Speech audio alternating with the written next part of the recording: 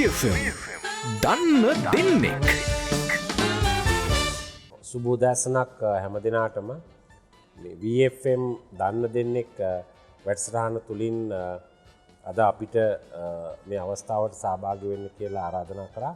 ඒ අනුව සහභාගී වෙනවා දන්න දෙන්නෙක් හැටියට මම පොලිස් මාධ්‍ය ප්‍රකාශක නියෝජ්‍ය පොලිස්පති අජිත් රෝහණ, ඒ වගේම මගේ පාසලේ පන්තියේ මිතුරා ජාතික ළමා ආරක්ෂණ අධිකාරියේ සභාපති, ඒ වගේම ශ්‍රී ජයවර්ධනපුර විශ්වවිද්‍යාලයේ වෛද්‍ය පීඨයේ අධිකරණ විද්‍යාව පිළිබඳ මහාචාර්ය මුදිත විධානපතිරණ මහත්මයා අපි දෙන්න තමයි අද ඉන්නේ. එහෙම නේද මුදිත?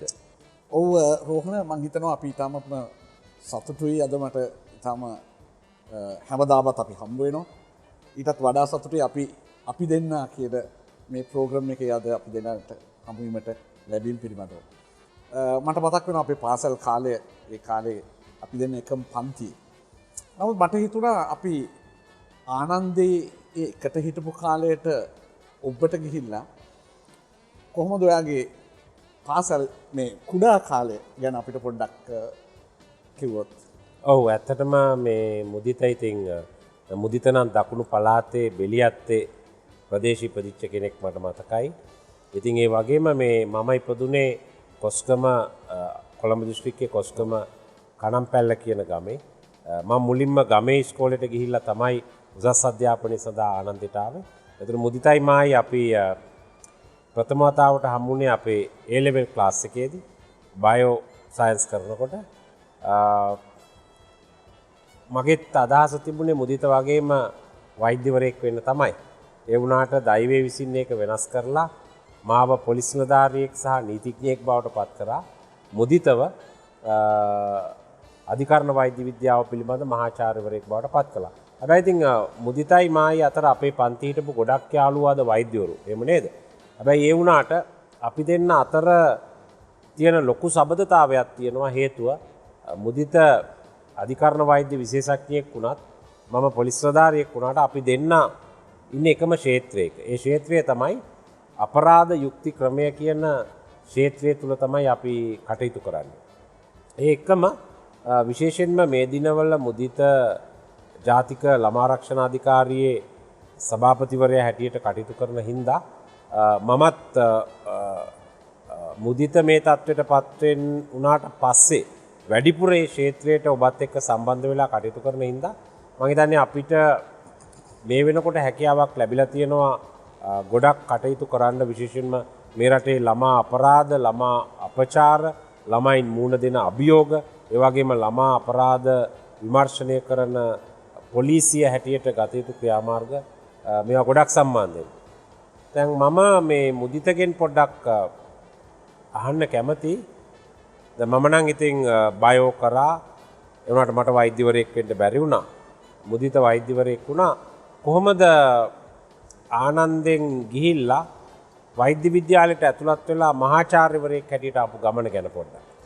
ඔව්, ඇත්තටම රෝහණ, මං හිතනවා ඒක මල්ලෙහනාවක් නොවෙයි. හැබැයි අපි ඊටම සතුටින් ඒ කාලය ගත කරා.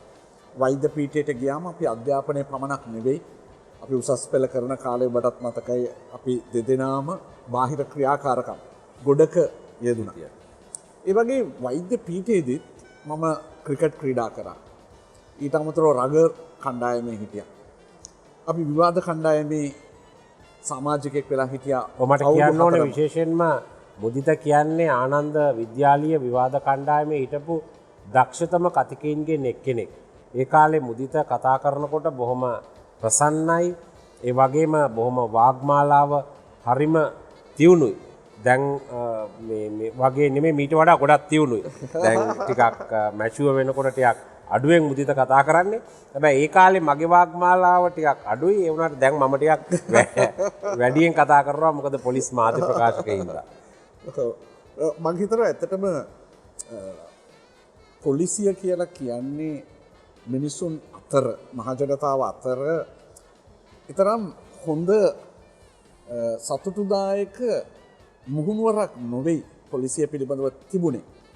නමුත් මම දකිනවා මාධ්‍ය ප්‍රකාශක ලෙස ඔබ මා මිත්‍රයෙක් නිසා නෙවෙයි කියන අපි හැමදාම කතා කරනවා. ඔබ පත්වනයින් පස්සේ ඒ සම්පූර්ණ මුහුණුවර වෙනස් වෙලා සමාජයට ආදරය කරන මානව හිතකාමී පොලිස් පද්ධතියක් ලංකාවේ ඇතිවෙන ගතියක් මේ කාලේ තිබෙනවා.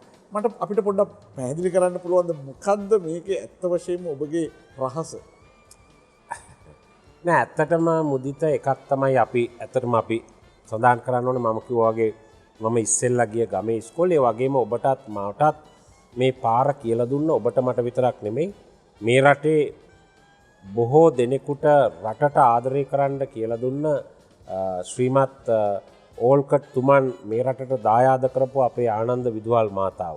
ඉතින් අපිට ආනන්ද විදුහල් මාතාවගෙන් ලැබිච්ච පන්නරය ශක්තිය සදාතනිකයි මං හිතන්නේ නේද? අපිට එදා ආනන්ද විද්‍යාලයේදී මේ එඩිසන් සිල්වා ගුරුතුමා ගේට්ටුවෙන් ඇතුළු වෙනකොට කකුල් දෙක දිහා බලලා සපත්තු පොලිෂ් කරලා නැත්තම් ෂර්ට් එක පොඩි වෙලා නම් පරක්කු වෙලා යනකොට රවලා බලනකොට අපිට ඇතිවෙච්ච හැඟීම අපිව විනයගරුක තත්ත්වයට අපිව වෙලාවට වැඩ කරන තත්ත්වයට පුරුදු කරන්න මම හිතන්නේ කුඩලිගම විදුහල්පතිතුමාගේ සමේ ඒ වගේම ඊට ඉස්සෙල්ලා හිටපු ගුණරත්න විදුහල්පතිතුමා ඒ වගේම ඊට පෙර හිටපු GW රාජපක්ෂ මැතිතුමා ඔවුන්ගෙන් ලැබිච්ච ආభాෂය මං හිතන්නේ අතිවිශිෂ්ටයි කියලා මම විශ්වාස කරනවා. ඔව් ඇත්තටම මේ අජිත් ඔයාලට මතක ඇති අපි පාසලට ඇතුළු වුණේ 1978. ඒ අශෝක් කනිෂ්ඨ විද්‍යාලයේ ස්ටොක් අත්තේ. එනකොට ආනන්ද විද්‍යාලයේ ඇත්ත වශයෙන්ම විදුහල්පතිලා හිටියේ පතාක යෝධේ colonel GW Rajapaksa colonel GW Rajapaksa. ඇත්තටම අජිත් අපිට මට හරිම වාසනාවන්තයි කියලා මම හිතනවා. පීදේස් කුලරත්න ශාලාව ආරම්භ කරන දිනේ අප එය දැකීමට අපි භාග්‍යවත් වුණා. ඔබ දන්නවා පීදේස් කුලරත්න කියන්නේ අපේ පරණ විදුහල්පතිවරයෙක් 1924 දී ආනන්දේ විදුහල්පති බවට පත් වෙලා අවුරුදු 24ක් ආනන්දේ තුල වැඩිම කාලයක් විදුහල්පති ධූරයේ දැරුව විදුහල්පතිතුමා. ඉතින් එතුමාගේ නම ලබා දීම මම හිතනවා GW රාජපක්ෂ අපේ විදුහල්පතිතුමාගේ විශේෂත්වය එයයි. ගරු කළ යුත්තන්ට ගරු කිරීම. මම හිතනවා ආනන්දයෙන් අපි එදා ඉඳන් ඉගෙන ගත්තේ මේ වගේ මහා විශාල මානව ගුණාංග. ඒ නිසා මම හිතනවා අපි මේ අවස්ථාවේ මම කැමති ඒ සියල්ලම වඩා ඔබගෙන් ඔබ කැමති ගීතයක් මේ අවස්ථාවේදී සවන් දෙන්න. ඔය අතරම මේ ඒ කතාවත් එක්ක තමයි මම ගීතයක් තෝරාගත්තේ. මොකද අපිට විතරක් නෙමෙයි මේ රටේ අනිත් සියලුම පාසල්වල ඉන්න ශිෂ්‍ය ශිෂ්‍යාවන්ට අපි ගරු කරනවා. හැබැයි වගේම අපේට හැම වෙලාවෙම මේක අපේ රට කියන හැඟීම ආනන්දය තුලින් ජනිත කරා. එතකොට ඒ ජනිත කරපු හැඟීමත් එක්ක තමයි මේ මාල්නී බුලත් සිංහල ගායන ශිල්පිනිය ගායනා කරන මේ අපූරු ගීතය මම ප්‍රථමයෙන්ම තෝරාගත්තේ. ඒක තමයි මේ රට මගේ රට මා ඉපදුණු රට කියන ගීතය. ඉතින් ඇත්තටම අපිට දැන් ඔබ දැකලා ඇති මේ හැම අවස්ථාවකදීම මම කුමන අවස්ථාවකදී මේ ඔය අපරාධ ගැන කතා කරනකොට නෙමෙයි. නමුත් සාමාන්‍ය දේවල් ගැන කතා කරනකොට හැම වෙලෙම රට ගැන පෙරට අරගෙන කතා කරන්න තරම් හැම වෙලෙම මගේ හිත ස්වේච්ඡාවෙන් ඉස්සරහට එනවා. ඒ එන්නේ ආනන්දෙන් ලැබිච්ච පන්නරේ හින්දා. ඉතින් ඒ නිසාම මේ රට මගේ රට මා ඉපදුණු රට හැදෙන වැඩෙන රට මගේ මව් රට කියන ගීතය මම තෝරාගත්තා ප්‍රථමයෙන්. අපි අහලා බලමු මේ සිත්. VFM දන්න දෙන්නෙක්. එතකොට මුදිත දැන් ඒකම මේ අපි මේ රාජපක්ෂ මැතිතුමා ගැන ඒ වගේම කුඩලිගම මැතිතුමා ගැන නෙත්තානන්ද මැතිතුමා ගැන කතා කරනකොට අනිත් එක තමයි මට මේ ඇතිවෙච්ච දෙයක් තමයි දැන් මම පොලිස් නිලධාරියෙක් තමයි. ඉතින් මට වම දකුණ කියන්න පුළුවන්, මට අත් දෙක ඇදලා දාලා යන්න පුළුවන්, සීරුවෙන් ඉන්න පුළුවන්. හැබැයි මුදිතට මතක ඇති මේ අපි ජාතික ගීය කියනකොට මේ ජාතික කොඩිය ඉස්සරහා විදුහල්පතිතුමා ඇවිල්ලා සීරුවෙන් ඉඳගෙන ඉන්න විදිය. සුදු පාට කලිසමයි සුදු පාට කබායයි දාලා කෝට් එකයි දාලා ඒ හිටපු විදිහත් මට අද වගේ මතක් වෙනවා කුඩලිගම මහත්මයා. මොකද අත් දෙක දෙපැත්තෙන් තියාගෙන ඔහු යුද හමුදාවේ හිටපු ලුතිනන්ට් කර්නල්වරයෙක් ස්වේච්ඡා බලකායි. ඉතින් ඒ ජවය ශක්තිය මේ හැම වෙලාවෙම මට මැවිලා පේනවා.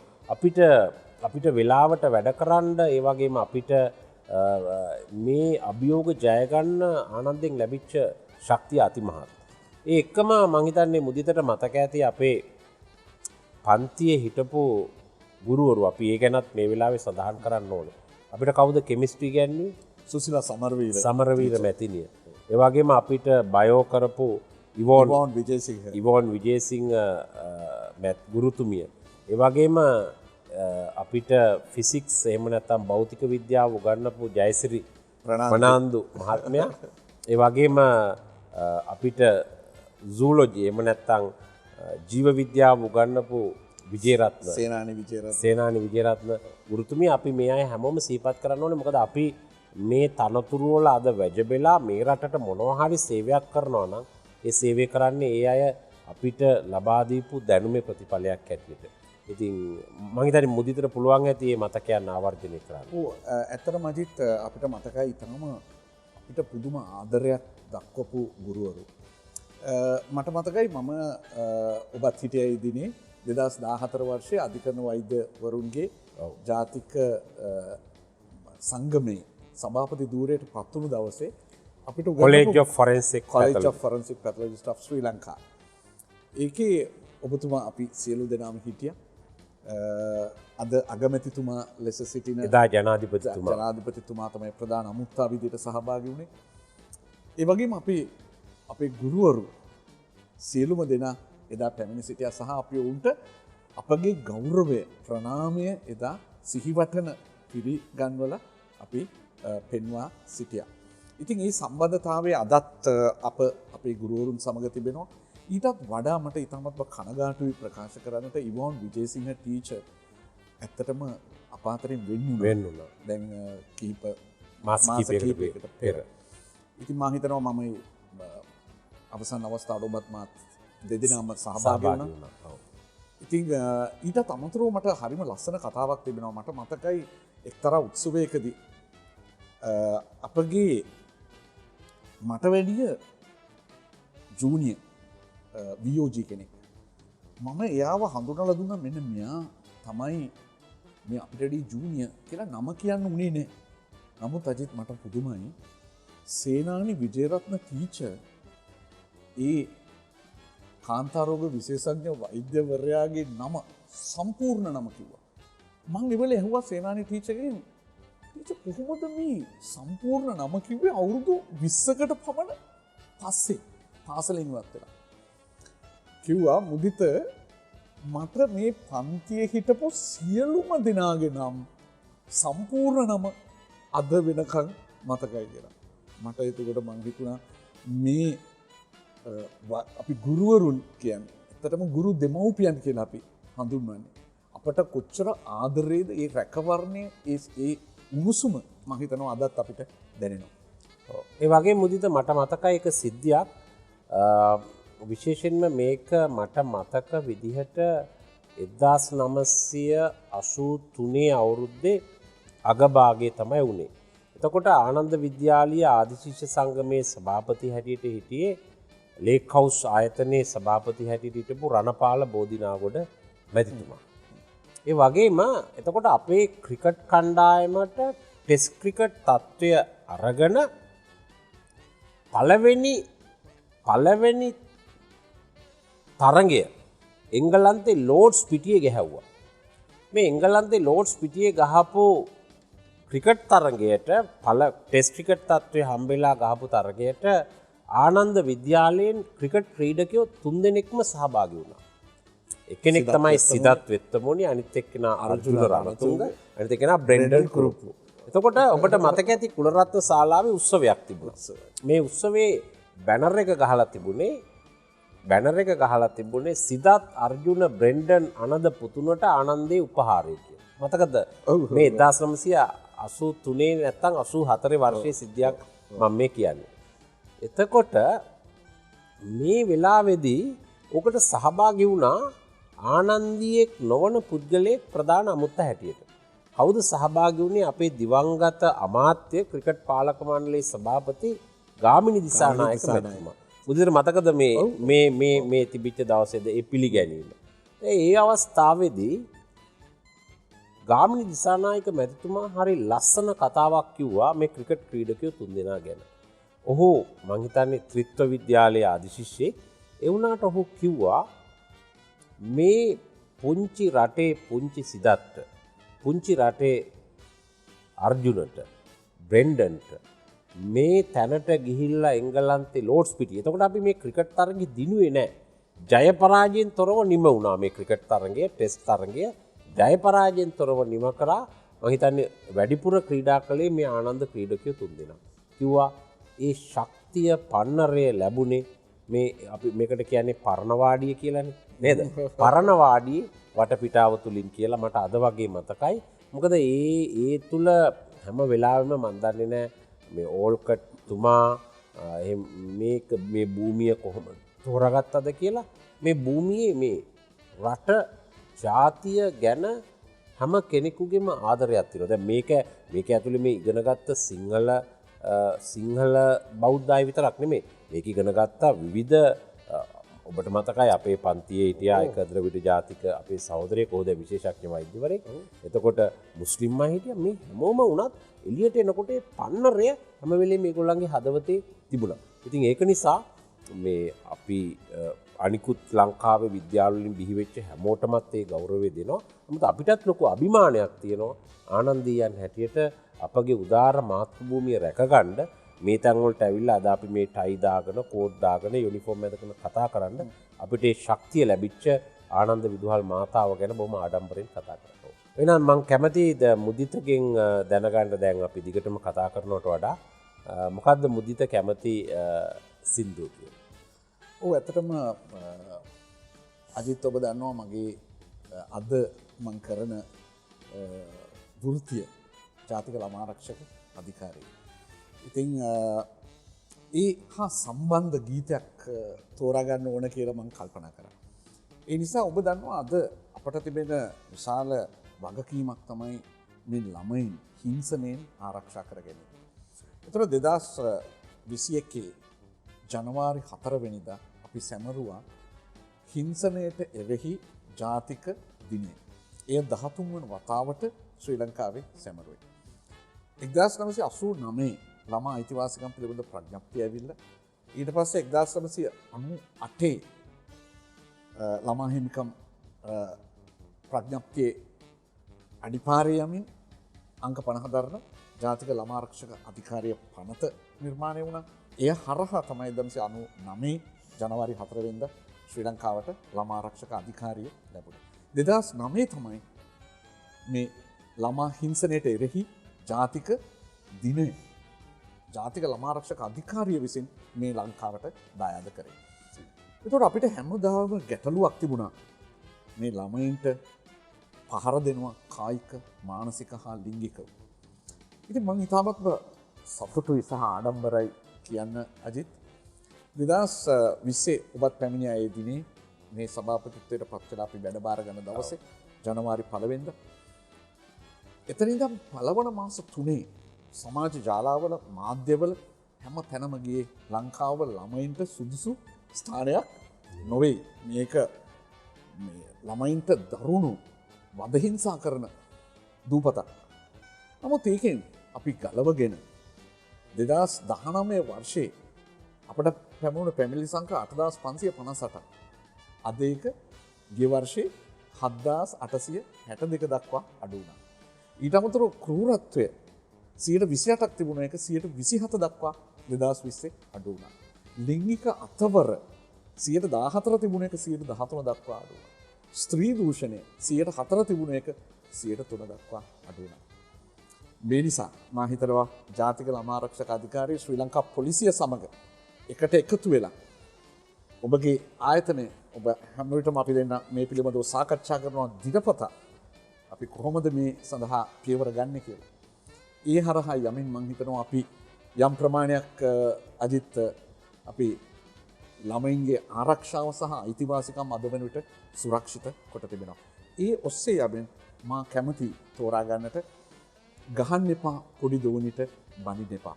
මෙය වික්ටර් රත්නායක විසින් ගායනා කරන්නේ ප්‍රේමකිරිතුද අල්විස් රචනා කර විශාල ගීත රචකයා විසින් තමයි මේ ගීතය රචනා කරලා තියෙන්නේ. මා හිතනවා එහෙනම් අපි මේ ගීතයට සවන් දෙමු. ඔව් ඒක ඉතාම හොඳ ගීතයක් මාත් කැමතියි. VFM දන්න දෙන්නෙක්.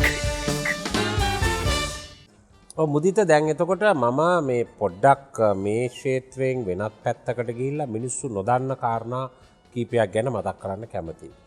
දැන් මොකද්ද මේ අපේ නීතිය ගත්තාම අපිට මේ නීතිය ඇවිල්ලා තියෙන ඉංග්‍රීසි නීතියේ සම්ප්‍රදායක් හැටියට තමයි ඉංග්‍රීසි පොදු නීතිය තමයි අපේ රටේ නීතිය බවට පත් වුනේ. ඒතොර ඒ වගේම යම්කිසි නඩුවක් ඔප්පු කිරීමේදී සාක්ෂි තමයි වැදගත් වෙන්නේ. යම් නඩුවක් ඔප්පු කිරීමේදී සාක්ෂි. නමුත් දැන් අපි බැලුවොත් එimhe මේ අපරාධ යුක්ති ක්‍රමය තුල බොහෝ වෙලාවට දැන් වර්තමාන ලෝකේ නඩු ඔප්පු කරන්නේ පුද්ගල සාක්ෂි මතම නෙමෙයි. කියන්නේ පුද්ගල සාක්ෂි වෙනස් වෙන්න පුළුවන්. මේ අවුරුදු 5කින් විතර අහනකොට ඔබ දැක්කේ කළු පාටටද මේ කඩුව? ඔව් මං කළු පාට කියනකොට උසාවියේ තියෙන කඩුව සමහරට මලකඩ කාලා ඒක වෙන පාටක් තියෙන්න පුළුවන්. ඔබ දැක්කේ මේ පොල්ල මොන කොච්චර දිගද? අඩි 2ක් දිග පොල්ලක්. ඒ ගහපු එක්කෙනා දැන් කොහොමද මේක අඩි 4ක් නේ කියලා විත්තියෙන් අහනකොට සමහරලාවට ඒ සාක්ෂිය කැඩෙන්න පුළුවන්. ඒ වුණාට මේ විශේෂඥයාගේ සාක්ෂිය අපරාධ අධිකරණවල බොහෝ විට පිළිගන්නවා. ඒ වගේම එය කැඩෙන්නේ නැති සාක්ෂියක් හැටියට තමයි සලකන්නේ. සාක්ෂි ආඥා පනතේ 45 වෙනි වගන්තියේ තියෙනවා විදේශ නීතිය, විද්‍යාව, කලාව, අත්අකුරු, අතුල් සටහන්, පතුල් සටහන් වල අව්‍යාජත්වය සහ අනන්‍යතාවය පිළිබඳ නිපුණත්වය දරන්නගේ මත අනුකූල වෙනවා කියලා.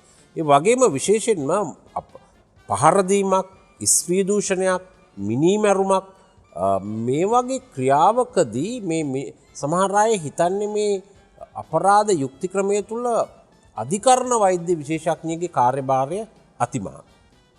අති විශිෂ්ටයි. විශේෂයෙන්ම මරණයක් කියන එක, මිනීමැරුමක් කියන එක ඔප්පු කරන්න පොලිසිය මොනතරම් විමර්ශනය කරත් අධිකරණ වෛද්‍ය නිලධාරිවරයෙකුගේ සාක්ෂියක් නැත්නම් අපේ නීතිය අනුව ඒක ඔප්පු කරන්න බෑ. මිනිස්සු 1000ක් එයාට වෙඩි තියනවා දැක්කත්, ගහනවා දැක්කත් ඒ සාක්ෂි තිබුණත් අධිකරණ විශේෂඥයෙක් කියන්න ඕනේ මේ හේතුවෙන් තමයි මැරුණේ කියලා. පොඩ්ඩක් මුදිත අපි මේ වෙලාවේ මේක අපි දෙන්න අතර සංවාදයක් වුණත් මේ පැහැදිලි කරන්න පුළුවන්ද මේ අපරාධ යුක්ති ක්‍රමය තුල අධිකරණ වෛද්‍යවරයෙකුගේ කාර්යභාරය ගැන? ඔව් ඇත්තටම අජිත් ඔබ දන්නවා අධිකරණ වෛද්‍ය නිලධාරියෙක් කියලා කියන්නේ ඒකත් වෛද්‍ය විද්‍යාවෙම කොටසක්. එතකොට මේ වෛද්‍ය විද්‍යාවෙන් ලැබුණු දැනුම අධිකරණයේදී යොදා ගැනීම. ඒක සිවිල් වෙන්න පුළුවන්, අපරාධ නඩුවක් වෙන්න පුළුවන්. එවැනි අධිකරණයක යොදා ගැනීම තමයි අපි කියන්නේ අධිකරණ වෛද්‍ය විද්‍යාව කියලා. එතකොට මේක බෙදන්න පුළුවන් ප්‍රධාන කොටස් කීපයකට. එකක් තමයි දූලක අධිකරණ වෛද්‍ය විද්‍යාව. ඒ කියන්නේ පොයිසන්ස් ගැන, වස ගැන. ඊට අමතරව අපිට ගන්න පුළුවන් සායනික අධිකරණ වෛද්‍ය විද්‍යාව. ඒ කියන්නේ තුවාල වූ අය, ස්ත්‍රී දූෂණයට භාජන මත් වූ අය, ඔවුන් පිළිබඳ පර්යේෂණ. ඊළඟට තියන්න පුළුවන් මියගිය අය පිළිබඳව. ඒකට අපි කියනවා ෆොරන්සික් පැතොලොජි කියලා. මියගිය අය පිළිබඳ ගවේෂණය. ඒ පිළිබඳ විද්‍යාත්මක අධ්‍යයනය. ඊටත් ඔබට ගිහිල්ලා අපිට කියන්න පුළුවන් මේ නීති සහ අපේ චාරිත්‍ර වාරිත්‍ර පිළිබඳව. ethics, law and ethics, forensic law and ethics කියලා. ඉතින් මේ විදිහට ගත්තම මේක මහා විශාල පැතිවලට බෙදලා තිබෙනවා. නමුත් ඔබ දන්නවා අද අපි ඉන්නේ Z generation එකේ.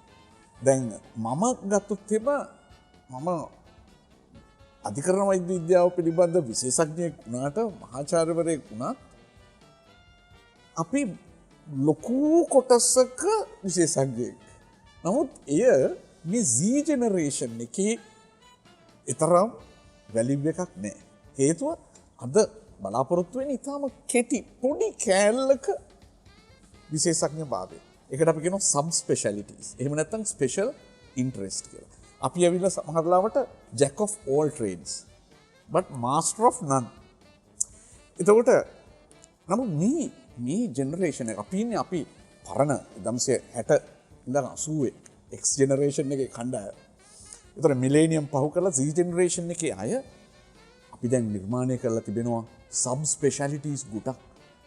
ඒ කියන්නේ හිස්ටෝපැතොලොජි, ෆොරන්සික් හිස්ටෝපැතොලොජි, ෆොරන්සික් ටොක්සිකොලොජි, ෆොරන්සික් ආකියොලොජි, ෆොරන්සික් රේඩියොලොජි.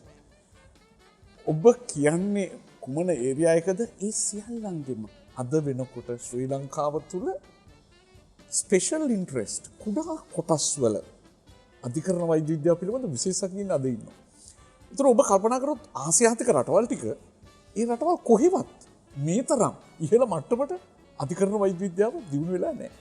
මම හිතනවා අජිත් ඔබ දන්නවා හොඳටම තව අවුරුදු 5ක් විතර යනකොට මේ සවුත් ඒෂියාවල ෆොරන්සික් හබ් එක වෙන්නේ ශ්‍රී ලංකාව.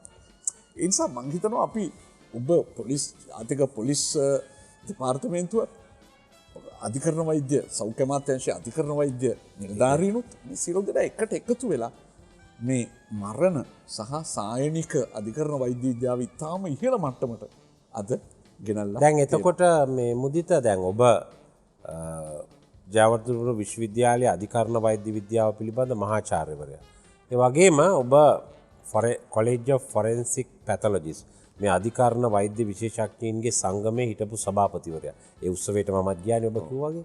ඒ වගේම දැන් ඔබ මේ ලංකාවේ නමගිය අපරාධ කීපයක විශේෂඥ සාක්ෂි සපයපු අධිකරණ වෛද්‍ය නිලධාරීවරයා. මට මතකයි උදාහරණයක් ඇරෙන්න මේ රීටා ජෝන්ස් සිද්ධිය. නේද? කාක දූපතට ගෙනහිල්ලා තමුන්ගේ අපේ හිටපු පොලිස් නිලධාරියෙක්ගේ පුතෙක්ගේ බිරිඳ ඉන්දියානු ජාතික කාන්තාවක්. දැන් ඒ නඩුවත් ඉවරයි. 1998 98 දී ඔබ මේ ඒ රීටා ජෝන්ස් 1999 රීටා ජෝන්ස් ඝාතන සිද්ධිය. දැන් මේ පොඩ්ඩක් මේක අහගෙන ඉන්න අයට පැහැදිලි කරන්න පුළුවන්ද මේ දැන් ඒ නඩුව ඉවරයි. දඬුවමුත් ඉඳලා ඒකින්ද අපිට ප්‍රසිද්ධිය කතා කරන්න පුළුවන් ප්‍රශ්නයක් නැහැ. ඒ රීටා ජෝන්ස් ඝාතන සිද්ධියේ ඔබ කොහොමද මේ විමර්ශනයට දායක වුණේ? ඔබට මොන වගේ බොඩි එකක්ද හම්බුනේ? ඔව් ඇත්තටම මේ අජිත් ඔබ දන්නවා මේ ඉන්දියානු රූප සුන්දරියක් නේද රීටා ජෝන්ස් කියලා කියන්නේ. ඇය එනවා ලංකාවට ඇයගේ සැමියත් සමග මේ හනිමුන් එක ගමන් කරනවා මුට්වාල් මුහුදේ කාකදූපත ප්‍රදේශයේ මුහුදු වෙරළ දිගේ හවස් යාමේ කඩල කමින් ඒ දෙදෙනා ගමන් කරනවා. මෙන්න මේ අවවනස්ස අතරේ 4 දෙනෙක් මතුවෙනවා මෙතෙන්ට. මේකෙන් 3 දෙනෙක් මේ කාන්තාව පැහැරගෙන යනවා. ඇයව ලිංගිකව දූෂණය කරනවා. ඊට පස්සුව මරා දමනවා. ඉන්පසු ඒ කැලේ තුල ඇයව හංගවනවා. මේ එක්කෙනෙක් ඉන්නවා ඔහු අපි කියනවා පීපින් ටොම් කියලා නේද? ඒ අය නිකන් ඒ සිද්ධි බලන අය පමණයි. සහභාගී වෙන්නේ නැහැ. ඉන්පසු මේ බොඩි එක හොයාගන්නේ දවස් 2කට පස්සේ කාකද. ඒ අවස්ථාව වන විට යම් ප්‍රමාණයකට මේ මලසිරුර කුණු වෙලා තිබුණේ.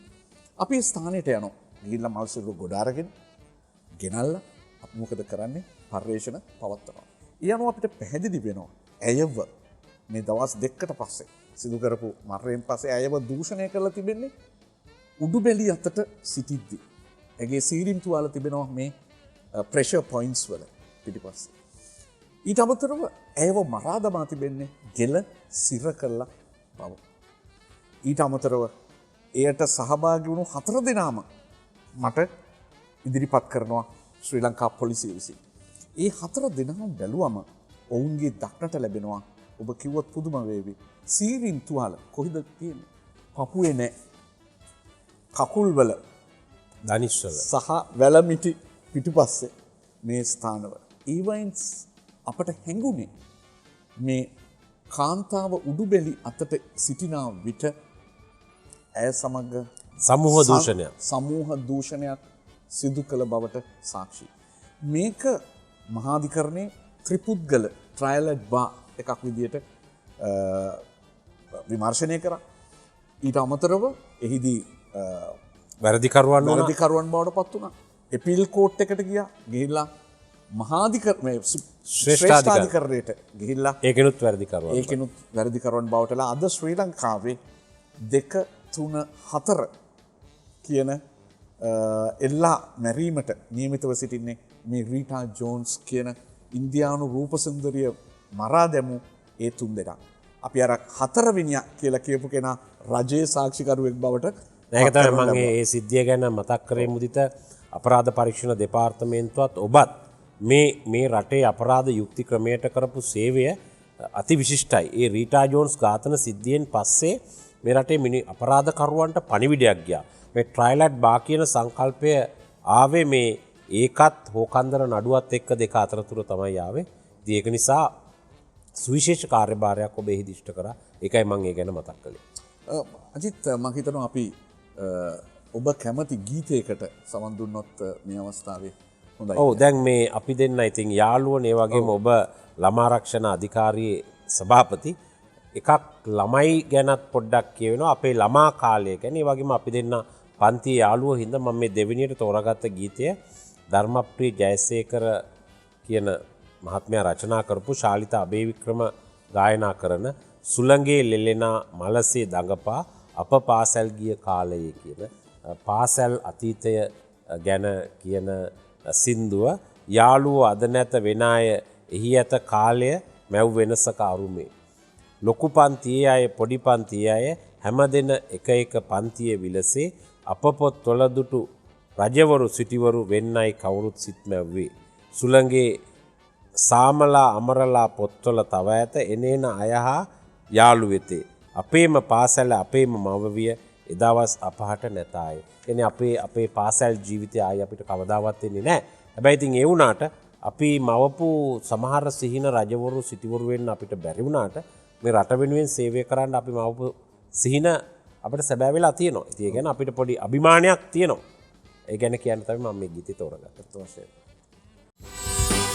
VFM දන්න දෙන්නෙක්. අපි සහභාගී වෙලා ඉන්නේ අද මේ දන්න දෙන්නෙක් කියන VFM සේවයේ වැඩසටහනට මම නියෝජ්‍ය පොලිස්පති නීතිඥ අජිත් රෝහණ ඒ වගේම මාත් එක්ක සහභාගී වෙන්නේ මගේ ආනන්ද විද්‍යාලයේ පන්තියේ මිතුරා ජාතික ළමා ආරක්ෂණ අධිකාරියේ සභාපති ඒ වගේම ශ්‍රී ජයවර්ධනපුර විශ්වවිද්‍යාලයේ වෛද්‍ය පීඨයේ අධිකරණ වෛද්‍ය විද්‍යාව පිළිබඳ මහාචාර්ය මුදිත විදාන පතිරණ. මුදිත තව පොඩි කාරණයක් මට නිකන් මේ අවස්ථාවේ දැනගන්න ඕනේ. දැන් වෛද්‍ය ක්ෂේත්‍රයේ එක එක ක්ෂේත්‍ර තියෙනවානේ. ගයිනොකොලොජිස්ට්ලා කියලා ඉන්නවා. එතකොට මේ නාරිහා ප්‍රසව වෛද්‍යවරු. පීඩියට්‍රිෂන්ලා කියලා ඉන්නවා ළමා වෛද්‍යවරු. මේ තව ඉන්නවා මේ ෆිසිෂියන්ස්ලා කියලා සර්වාංග මම දන්නේ මම මේ කියන හරිද කියලා ඩෙමැටොලොජිස්ට් කියලා ඉන්නවා හැමේ රෝග. දැන් ඔය අතර මේ අධිකරණ වෛද්‍යවරු කියලා පිරිසක් ඉන්නවා. දැන් මේ ක්ෂේත්‍ර තෝරා ගැනීමේදී මේ වෛද්‍ය ශිෂ්‍යයින්ට නැත්නම් ඒ ලෙවල් කරන ළමයින්ට වෛද්‍යවරු වෙන්න බලාගෙන ඉන්න. ඒ වගේම එහෙම නැත්නම් දැන්ට ඉන්න නවක වෛද්‍යවරුන්ට මේ ඔබ තෝරාගත්ත ක්ෂේත්‍රය ඔබ තෝරාගත්තේ ඇයි කියලා කියන්න පුළුවන්. ඒ කියන්නේ මේ ක්ෂේත්‍රය අනිත් ඒවාට වැඩිය බෙනිෆිට් වැඩිද නැත්නම් එහෙම නැත්නම් ඇයි මේ වගේ ක්ෂේත්‍රයක් ඔබ තෝරාගත්තේ? මොකද්ද මේකට හේතුව? දැන් ඔබට දැන් ඔබ දන්නවා අපේ පන්ති හිටපු සමහර අය ඉන්නවා අද විශේෂඥ වෛද්‍යවරු නේද? අපේ රටේ විතරක් නෙමෙයි පිට රටවල් වල ඉන්න ඇමරිකාවේ, එංගලන්තේ, ඕස්ට්‍රේලියාවේ ඉන්න අයත් ඉන්නවා. ඉතින් නමුත් දැන් ඔබ තෝරාගෙන තියෙන්නේ මං හිතන්නේ ඔබ විතරයි අපේ පන්ති හිටපු කට්ටියගේ මේ ක්ෂේත්‍රය තෝරාගත්තේ. මං හරිද? හරිනේ? හරි. අපේ තව ඉන්නවා ලංකාවේ ප්‍රමුඛතම මේ දන්ත වෛද්‍යවරු නේද? ඒ වගේ විවිධ ක්ෂේත්‍රවල අය ඉන්නවා. නමුත් දැන් ඔබ තෝරාග ශල්‍ය වෛද්‍යවරු. නමුත් ඔබ තෝරාගත්තේ මේ ක්ෂේත්‍රය. දැන් ඒ ලෙවල් කරන මේ ශිෂ්‍යයින්ට වෛද්‍යවරු වෙන්න බලාගෙන ඉන්න. ඒ වගේම මේ නවක වෛද්‍යවරු නැත්නම් වෛද්‍ය විද්‍යාලේ ඉන්න වෛද්‍ය ශිෂ්‍යයින්ට ඇයි ඔබ මේ වගේ ක්ෂේත්‍රයක් තෝරාගත්තේ? මේකෙන් තියෙන මොකද්ද තියෙන ප්‍රශ්නේ? ඔබ රටට සේවය කරන්න මොකද්ද කියලා පොඩ්ඩක් පැහැදිලි කරන්න පුළුවන්ද? ඔව් ඇත්තටම දැන් මේ අජිත් මගෙන් අහන්නේ මේක එච්චර මුදල් හම්බ කරන්න පුළුවන්. ඔව් ඒක තමයි මොකද මම අහන්නේ ඇයි තෝරාගත්තේ? ඔව් මේ දවස ගානේ මෘතු ශරීර කපන්න වෙනවා නේද? තුවාලකාරයෝ බලන්න වෙනවා, රේප් වෙච්ච අය බලන්න වෙනවා නේද? ඉතින් ඔබ නමුත් බොහොම කැමැත්තෙන් මේ ක්ෂේත්‍රය තෝරාගෙන තියෙනවා. ඇත්ත වශයෙන්ම මමත් ඉස්සරම වෛද්‍ය පීඨයට යනකොට මං හිතන් හිටියේ ළමා රෝග විශේෂඥයෙක් හෝ කාන්තා රෝග විශේෂඥයෙක් වෙන්න. නමුත් අපි 1986 වෛද්‍ය පීඨයට ගියා. නමුත් 87 මහා කලබල රටේ ඇති වුණා. ඉතින් වෙලා මගේ තාත්තව ඝාතනය වුණා.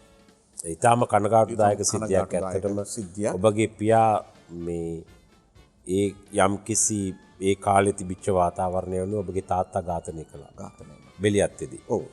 ඊට පස්සේ අජිත් මම කල්පනා කරා ඒ මරණය වෙනුවෙන් නිවැරදි පශ්චාත් මරණ පරීක්ෂණයක්වත් පැවැත්වුවේ නැහැ.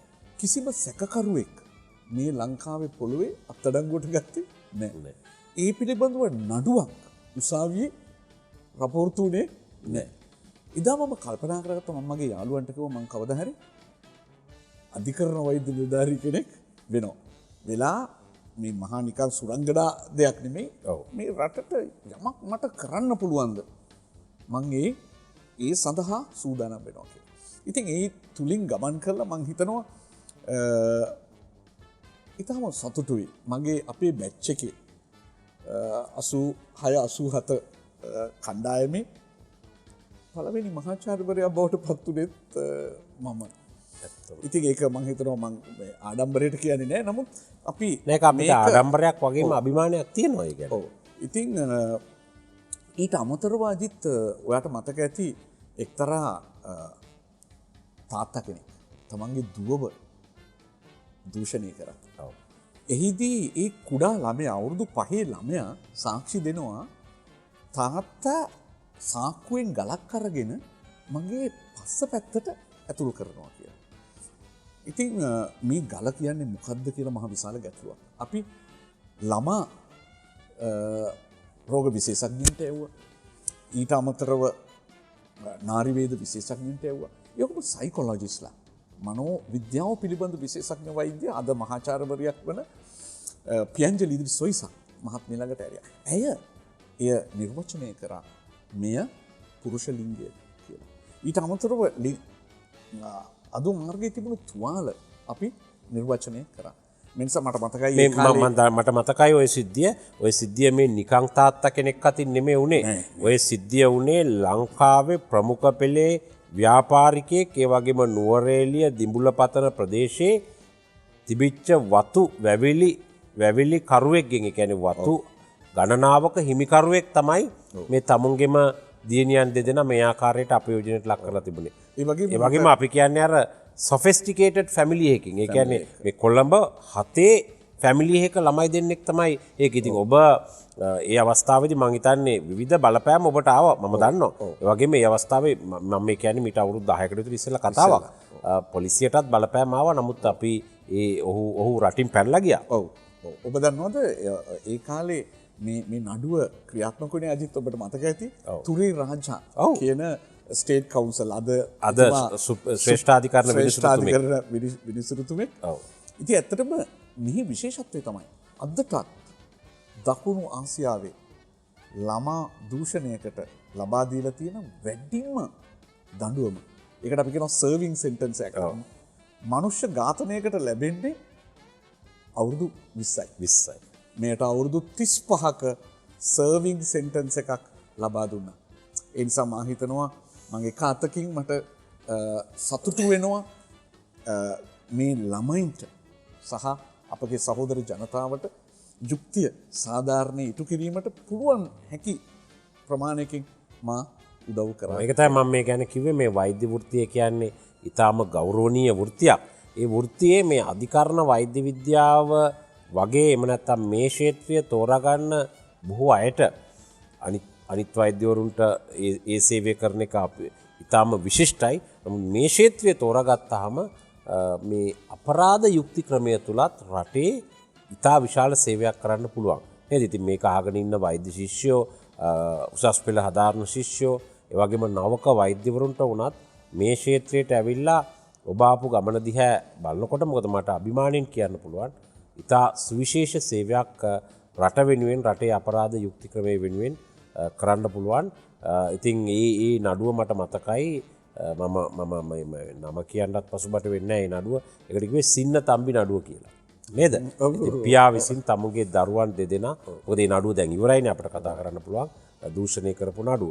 ඉතින් මේ ඇත්තටම මුදිතත් මාත් අපි දෙන්නම ක්ෂේත්‍ර දෙකක හිටියත් අවුරුදු ගානක් තිස්සේ මේවත් එක්ක සාකච්ඡා කරමින් කතා කරමින් යනවා. දැන් එතකොට මම කැමති මුදිතගෙන් මේ අපි ටිකක් වැඩිපුර කතා කරපු ඉඳ මොකක්ද ඊළඟට කැමති ගීතය?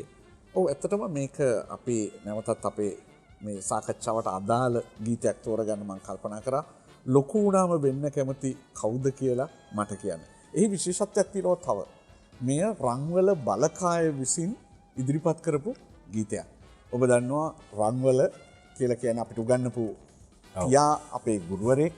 ඊට අමතරව රන්වල කියලා කියන්නේ අපගේ අපිට වැඩිය කනිෂ්ඨ ආනන්ද පුත්‍රයෙක්. ඒ නිසා මා ඉතාමත් සතුටෙන් මේ ගීතය තෝරා ගන්නවා. VFM දන්න දෙන්නෙක්. අජිත් මං හිතනවා මේ මං ආසයි දැනගන්න මම නම් දන්නවා සියල්ලම. ඔබ කොහොමද ඔබගේ විශ්වවිද්‍යාල ජීවිතය ඊට පසුව පොලිස් සියට කොහොමද බැඳුනේ? ඒ පිළිබඳව අපට පොඩ්ඩක් පැහැදිලි කරන්න. දැන් මුදිත නම් මේ හැම එකක්ම පළවෙනි පාරෙම පාස් වුණා මම දන්නවා. O level වලටත් D8යි. A level වලට A4යි. එහෙමනේ? ඔව්. ඉතින් මේ ඉතින් මම නම් ටිකක් එහෙම වුණාට මම ටිකක් A2යි B2යි. ඔව්. ඔව් A2යි B2යි ඒ වුණාට ඉතින් එකපාරින්ම මේ මෙඩිකල් කොලෙජ් ගියානේ. ඔව්. ඉතින් එතකොට මේ ඒ කාලේ A4 වල තිබුණේ එකම එකයි ලංකාවේ එකයි. මම හිතන්නේ අපේ කවුරු හරි එක්කෙනෙක් ගත්තා. රාජකීය විද්‍යාලය. එතකොට මුදිත දැන් මට ඇත්තටම දැන් මම තේරුනේ මට මෙඩිකල් කොලෙජ් එකට යන්නත් බැරි වුණා. ඊට පස්සේ දන්ත වෛද්‍යයන්ටත් බැරි වුණා. ඊට පස්සේ පශු වෛද්‍යයන්ටත් බැරි වුණා. ඊට පස්සේ මාව තේරුනේ මේ කොළඹ විශ්වවිද්‍යාලයේ මේ ජීව විද්‍යා උපාධිය හදාරන්න BSc එක. හැබැයි එතකොට ප්‍රශ්නයක් තිබුණේ මේ අර තිබිච්ච කාරණාත් එක්ක විශ්වවිද්‍යාලය වහලා තිබුණේ. ඉතින් මම මේ පවුලෙත් වැඩිමලා අපේ පවුලේ තාත්තා රජයේ රැකියාවක් කරේ. ඉතින් මම තීරණය කරා දැන් මේ විශ්වවිද්‍යාලත් වහලා තියෙද්දී මට මෙහෙම ඉන්න බැහැ කියලා. ඒතර ආයි A level කරන්නත් මට ඉතින් තව එක chance එකක් තිබුණා. මම ඒකත් අතහැරලා ඒ කාලේ මේ ඉතින් මොකක් හරි රැකියාවකට යන්න ඕනේ කියලා. ඒ අනුව මම මේ අවිස්සාවේල්ල ප්‍රදේශයේ අපේ ගම්මේ ප්‍රදේශයේ දැන් ඒ කාලේ ටිකක් කලබලකාරී වාතාවරණයක් තිබුණේ දකුණු ප්‍රදේශයේ. මම ටියුෂන් ක්ලාස් කරන්න පටන් ගත්තා රස්සාවක් එනකම්. ඉතින් ඒ ටියුෂන් ක්ලාස් කරන්න පටන් ගන්නකොට මේ ඒ දවස්වල මේ නරක පුරුද්දක් තිබුණා. ඉතින් ඒක කියන්න ඕනේ මම හැමදාම කියලා තිනවා. මම මේ සිගරට් බොන්න. මම හිතන්නේ පළවෙනි සිගරට් එක බිව්වේ ආනන්ද නාලන්ද මැච් එකක් වෙලාවේදී සරවණ මුතු ග්‍රවුන්ඩ් එකේදී. ඉතින් අවුරුදු 17 18 ඉඳලා මේ අද මම බොන්නේ නෑ සිගරට් දැන් අවුරුදු 25කින් වත් මේ ඉතින් ඔය අපේ ගෙවල් ළඟ තිබිච්ච බේකරියකට ගිහිල්ලා මම ඉන්නකොට මේ කතාව මම ඕන තරම් කියලා තියෙනවා. ඉතින් මේ රැට ගෙදරට හොරෙන් සිගරට් බොන්න තමයි යන්නේ. ඒ යනකොට මගේ පොලිසියට එන්න කිසිම අදහසක් තිබුණේ නෑ ඇත්තටම. මට ඕනෙකම තිබුණේ. හැබැයි අපේ ගමේම හිටපු තව මල්ලි කෙනෙක් ඇවිල්ලා කිව්වා ඒ දවස්වල ඉන්ටර්නෙට් නෑනේ, වයිබර් WhatsApp නෑ. මේ ළඟම තියෙන පොලිසියෙන් පොලිස් කොස්තාපල්වරු ගන්නවා පොලිසියට අයදුම් පතක් ඉල්ල ගන්න කියලා තියෙනවා. ඒ දවස්වල ගම්වල මිනිස්සු පොලිසියට යන්නත් බයයි. ඒ අපේ ගමේ බේකරියෙන් තමයි මේ පොලිසියට පාන් ගෙනිච්චේ. ඒ පාන් ගෙනියන අයියට කිව්වා මටත් අයදුම් පතක් ඉල්ලන් එන්න කියලා. ඒ අනුව එයා ඉල්ලන් එනකොට SIලා බඳව ගන්න අයදුම් පතකුත් ගෙනල්ලා තිබුණා PCලාට අමතරව. ඔය අයදුම් පත බේකරියේ අර පිටි අල්ලන තැන මෝලි අල්ලනවා කියලා කියන්නේ මේකේ තිබුණා සති දෙකක් විතර එහෙට මෙහෙට කැරකි. මගේ හිතේ කිසිම අදහසක් තිබුණේ නැහැ පොලිස් නිලධාරියෙක් වෙන්න කවදාවත්. මට හිතුනේ වෛද්‍යවරයෙක් වෙන්න ඕනේ කියලාම තමයි. මට සති දෙකකට විතර පස්සේ හිතුණා කමන්නේ ඕන එකක් කියලා මේක පුරවලා දාන්න ඕනේ කියලා දැම්මා SI කෙනෙක් හැටියට. ඉතින් හැබැයි මම හිතුවේ නෑ ඒකට කවදාවත් එයි කියලා. මොකද පාන් හදනකොට අර මාජරින් අරවා මේවා තෙල් ಜಾති තියෙනවනේ, දුන් තෙල් අරවා මේවා ඕවත් ගෑවිලා තිබුණේ. මට අද වගේ මතකයි පෑන ලියවුනේත් නෑ මේක පුරවනකොට. ඒ තරමට තෙල් කොලේ. කොමාරි ඒකෙන් තමයි අහම්බෙන් මම පොලිසියට ආවේ. ඒ ඇවිල්ලා මම අවුරුදු 23 දී ඇත්තටම දැන් ඉන්න මේක අහගෙන ඉන්න තරුණ පොලිස් නිලධාරීන්ටත් ඒ වගේම පොලිසියට බැඳෙන්න ඉන්න අයටත් ආදර්ශයක් හැටියට මම මේ කියන්නේ මේ ඒ කියන්නේ මම ගැන මේ ස්වයං වර්ණාවක් කරගන්නවා නෙමෙයි මිනිස්සුන්ගේ ජීවිතයේ අභියෝග ජය ගන්නවා නම් ජය ගන්න පුළුවන් කියන එක විශේෂයෙන්ම මේක අහගෙන ඉන්න පොලිස් නිලධාරීන් ඉන්නවා නම් තරුණ උප පොලිස් පරීක්ෂකවරු ඒගොල්ලන්ට ඒ වගේම පොලිසියට බැඳෙන්න ඉන්න අයට මම මේ කියන්නේ මම හරියට මගේ වයස අවුරුදු 22යි මාස 10 දී පොලිසියක ස්ථානාධිපති තනතුරට පත් වුණා. එතකොට මගේ සේවා කාලය අවුරුද්දයි මාස ගානයි. ඒ කියන්නේ පොලිසියට බැඳිච්ච දවස් ඉඳලා මාස 10ක් ට්‍රේනින් වුණා. ඊට පස්සේ මාස ගානකින් මම අවුරුද්දක් යනවත් ඉස්සෙල්ලා වුණා. එතකොට මම සේවය ස්ථිර කරලත් නැහැ. මම මේ පොලිසියගේ වඳුරඹ කියන ගාල්ල ප්‍රදේශයේ පොලිසියේ මම යනකොට මේ පොලිසියේ හිටපු 40ක් හිටියා. ඒ 40න් හැම එක්කෙනෙම මට වඩා වැඩිමල්ලයි. මම තමයි බාලම එක්කෙනා OIC ඇටියට SI කෙනෙක් ඇටියට. ඒ වගේම එදා මෙදා තුර මේ අවුරුදු 154ක ඉතිහාසය තුලත් මේ ලාබාලම පොලිස් ස්ථානාධිපතිවරයා හැටියට පත් වුණේ මම තමයි. ඒක මට ලොකු අභිමානයක්. මම මේක කියන්නේ මේ තරුණ නිලධාරීන්ට පොලිසියට බැඳෙනවා නම් ඒ බැඳිලා තමුන් හරියට වැඩ කරොත් ඒ කාලේ හිටපු වීරරත්න කියන නියෝජ්‍ය පොලිස්පතිතුමා තමයි මාව පත් කරේ. W.A. වීරරත්න. එතුමාද ඕස්ට්‍රේලියාවේ ඉන්නවා. එතුමා තමයි පත් කරේ මගේ හැකියාවන් දැකලා සේවයේ ස්ථිර වෙච්ච ජ්‍යෙෂ්ඨ SIලා ඉන්නේ නැද්දි, සීනියර් SIලා ඉන්නේ නැද්දි, IPලා ඉන්නේ නැද්දි, CIලා ඉන්නේ නැද්දි මට දුන්නා මේ පොලිසිය OIC කම. දැන් මම හිතුවා දැන් එතකොට BSc තාමත් විශ්වවිද්‍යාල වහලා ඊට පස්සේ මම තීරණය කරා මම දැන් BSc එකක් කරලා වැඩක් නැහැ. ඒක එහෙම අතෑරියා. මම ඉන්නේ දකුණේ. ඊපස්සේ මම තීරණය කරා මම නීතිය කරන්න ඕනේ කියලා. ඒ කාලේ නීතිය කරන්න මේ අදනම් තියෙනවා විවිධ ආයතන ගොඩක් කරහා නීතිඥයෙක් වෙන්න පුළුවන්. එදා තිබුණේ පාරවල් දෙකයි. පාරවල් තුනයි. එක්කෝ කොළඹ විශ්වවිද්‍යාලයට A level වලින් ඇතුළත් වෙලා LLB උපාධිය කරන්න ඕනේ. එහෙම නැත්නම් විවෘත විශ්වවිද්‍යාලයට ඇතුළත් වෙලා LLB උපාධිය කරලා නීති විද්‍යාලයට ඇතුළත් වෙන්න ඕනේ. එහෙම නැත්නම් නීති විද්‍යාලයට ඇතුළත් වෙන්න. ඒක කොළඹ විශ්වවිද්‍යාලයක අවුට්නේ. මොකද ඒතකොට දැන් A level කරලා යන්න බෑනේ. ඉතින් අර දෙකෙන් එකක් තෝරගත්තේ හරීම තරඟකාරීත්වයක් තිබුණේ ඒ කාලේ. ඉතින් විවෘත විශ්වවිද්‍යාලයට ගන්න 60ක් විතර ලෝ කොලෙජ් එකට ගන්න 200ක් විතර. ඔය ටික තමයි තිබුණේ. මම ඔය විභාග දෙක ඒ වගේ මචිත් විවෘත විශ්වවිද්‍යාලයට 60ක් ගත්තට ඒකෙන් පාස් අවුට් වෙන්නේ මං හිතන්නේ ඊටත් අඩුවෙන් ඒ කාලේ. ඉතින් පෙරලා වගේ. ඉතින් එතකොට මම දැන් ඔන්න මේකේ එන්ට්‍රන්ස් එකට ලියනවා. ඉස්සෙල්ලාම 91 අවුරුද්දේ. ආයි ලෝ කොලෙජ් එකේ අවුරුද්දේ. ඔහොම ෆේල් වෙවි තේරෙන්නේ නැහනේ. මම අතෑරියේ නැහැ. මම 10 පාරක් ලිව්වා. මේක එකයි අර එකයි. එතකොට 10 වෙනි වතාව තමයි මම විවෘත විශ්වවිද්‍යාලයේ LLB උපාධිය සඳහා තේරුනේ. ඊට පස්සේ LLB උපාධිය කරා. ඊට පස්සේ නීතිඥයෙක් වුණා. ඊට පස්සේ LLM උපාධිය කරා.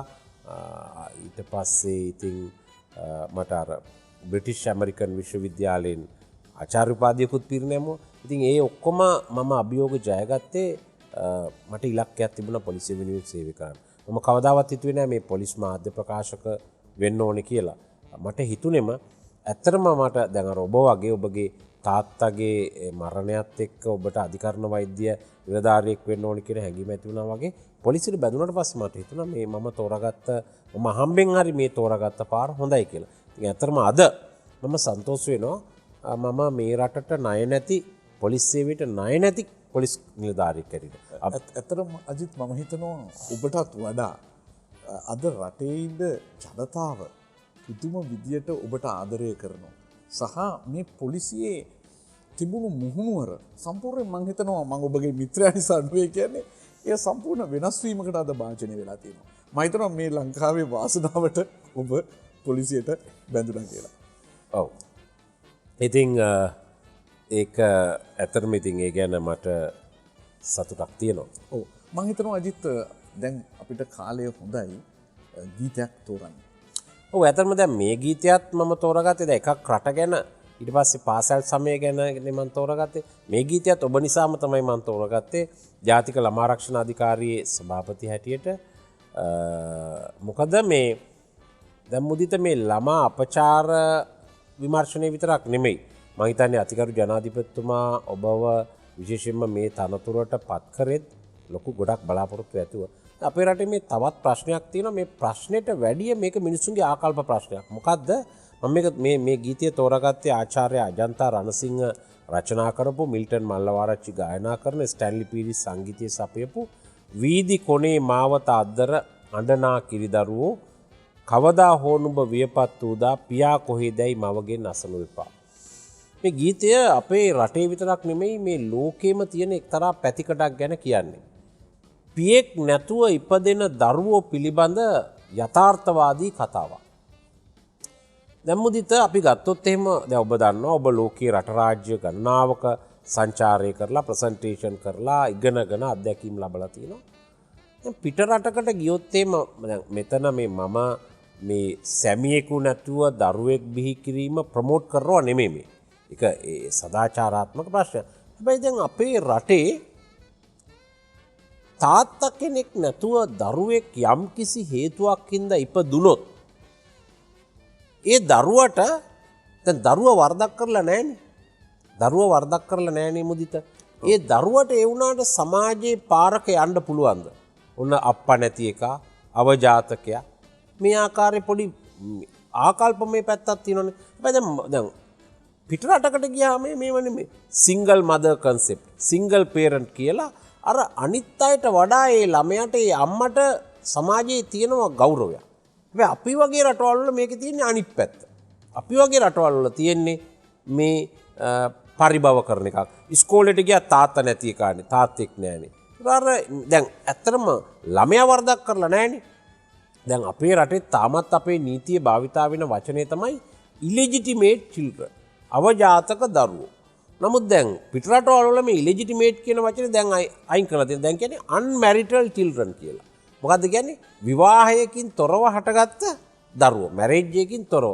ඉතින් ඒක නිසා ඔබ ළමා ආරක්ෂණ අධිකාරියේ සභාපති හැටියට මම දන්නවා කැප වෙලා අපි වැඩ කරනවා මේ ළමයින්ගේ අපචාරය වගේ. ඒ වගේම මෙන්න මේ වගේ මේ සමාජයේ මිනිස්සුන්ගේ මේ තියෙන ළමයින් සමහර වෙලාවට තාත්තා කෙනෙක් නැතුව ඉපදෙන දරුවෝ ඒගොල්ලන්ට මේ සමාජයේ තාත්තා කෙනෙක් එක්ක ඉපදෙන දරුවන්ට වගේම අයිතිවාසිකම් තියෙන්න ඕනේ. මොනවා හරි හේතුවක් හින්දා ආදරය, පෙම් සබඳතා, වෙනත් හේතුවක්, වෛශ්‍යාවෘත්තිය, ඒ වගේ හේතුවක් හින්දා එහෙම දරුවෙක් බිහි වුණත් ඒගොල්ලන්ගේ ඒ දරුවගේ මම කියන්නේ ඒ කාන්තාව කරපු වැඩේ අපේ රටේ සංස්කෘතිය සભ્યත් එක්ක යම් ප්‍රශ්න තියෙන පුළුවන්. හැබැයි දරුවගේ අභිමානය රකින්නත් මුදිත අපි වැඩපිළිවෙලක් හදන්න ඕන ළමා ආරක්ෂණ අධිකාරිය. ඒක නිසා තමයි මම මේ ගීතය තෝරගත්තේ. VFM දන්න දෙන්නෙක්.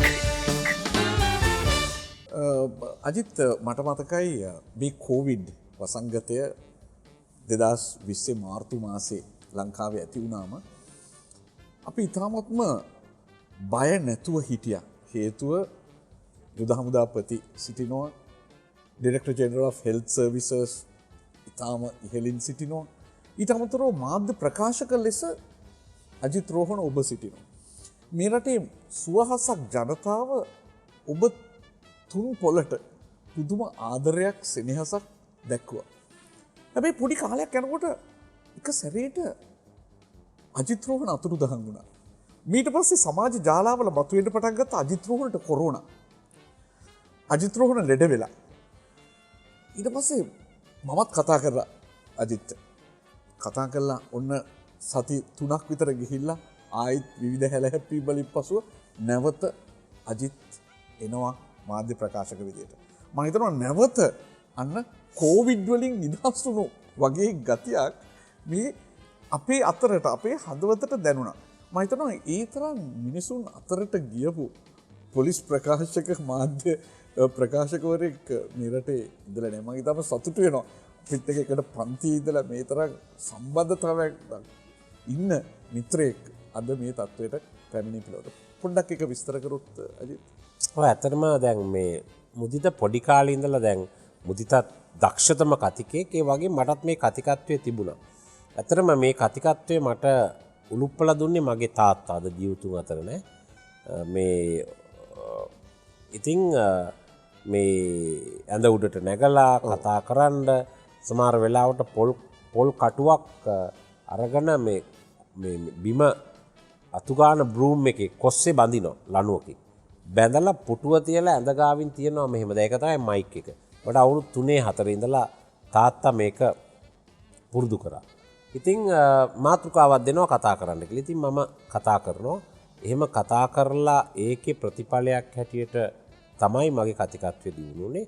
ඉතින් ගමේ පන්සලේ ඉස්කෝලේ එතකොට ඒ හැම තැන්වලම මම ගමේ ඉන්න කාලේ මලගෙවල් මගුල් ගෙවල් මේ හැම එකම කතා. හැබැයි මම කවදාවත් හිතුවේ නැහැ පොලිස් මාධ්‍ය ප්‍රකාශක වෙන්න කියලා.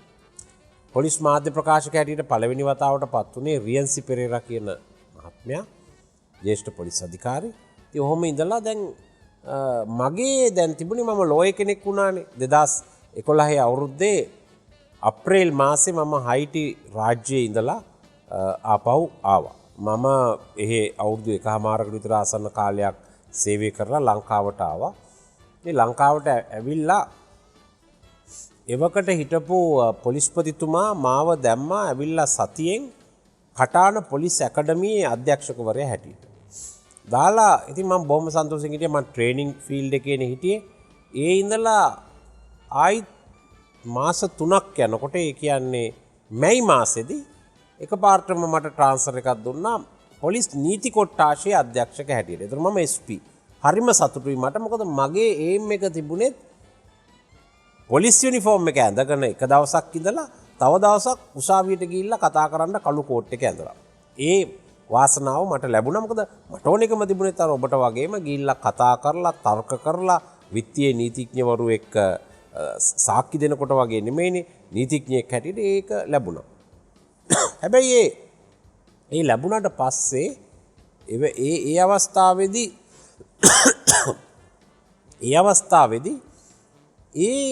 ඒක බාර අරගෙන මාසයක් යනකොට එවකට හිටපු පොලිස්පති NK ඉලංගකෝන් මහත්මයා මට කතා කරා. කතා කරලා කිව්වා අජිත් මේ මීඩියා එක බාර ගන්න ඕනේ කියලා. මීඩියා එක බාර ගන්න කියලා කිව්වා. මේ 2011 අවුරුද්දේ ජූනි මාසේ 10 වෙනිදා තමයි මට මේක කිව්වේ. 2011 ජූනි 10 කියන්නේ මීට අවුරුදු 20කට ඉස්සෙල්ලා 10කට ඉස්සෙල්ලා. මං එකපාරට මට කලන්තයක් වගේ ආව ඇත්තටම. මොකද ඒ ආවේ මගේ මම බලාපොරොත්තු වුණේ SI කෙනෙක් කාලේ ඉඳලම පොලිස් නීති කොට්ටාශයේ අධ්‍යක්ෂක වෙන්න. මට ඒක හොඳයි කියලා. ඉතින් මම OIC ඉඳලා ASP ඉඳලා මේක තනතුර නීති කොට්ටාශයේ අධ්‍යක්ෂක වෙලා. ඒතර මම යුනිෆෝම් එක දවසකට ඇඳලා තව දවසක් කළු කෝට් එක ඇඳලා ඔහොම යන්න මට ආසාවකුත් තිබුණා. ගිහලා තර්ක කරන්න උසාවියේ නඩු තීන්දුව ගැන පොලිස් නිලධාරීන් දැනුවත් කරන්න උසාවි තර්ක කරන්න. ඉතින් එකපාරට මේක දැන් නැති වෙනවනේ මට ඇත්තටම ඇඬුණා ඒ පොලිස්පතිතුමා ගාවදී. මං කිව්වා සානේ වෙන කවුරු නැහැ, වෙන කවුරුත් දාන්න කෙනෙක් නැහැ, ඔයා බාර ගන්න කිව්වා. වැඩ බලන්න බාර ගන්න. හරි මාසයක් බාර ගන්නකො. මං කිව්වා මං හරි ආසයි මේක දැන් මංස නීතිපති දෙපාර්තමේන්තුවට ගිහිල්ලා මේ කටයුතු කරන්නම්.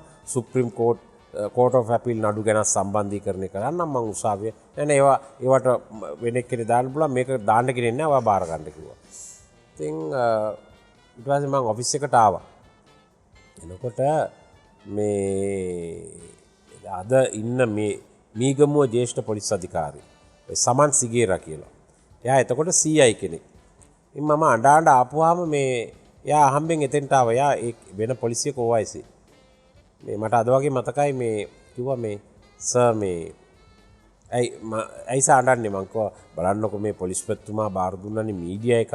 හරිද මම මේ ලස්සනට මේක කරගෙන ඉන්නේ.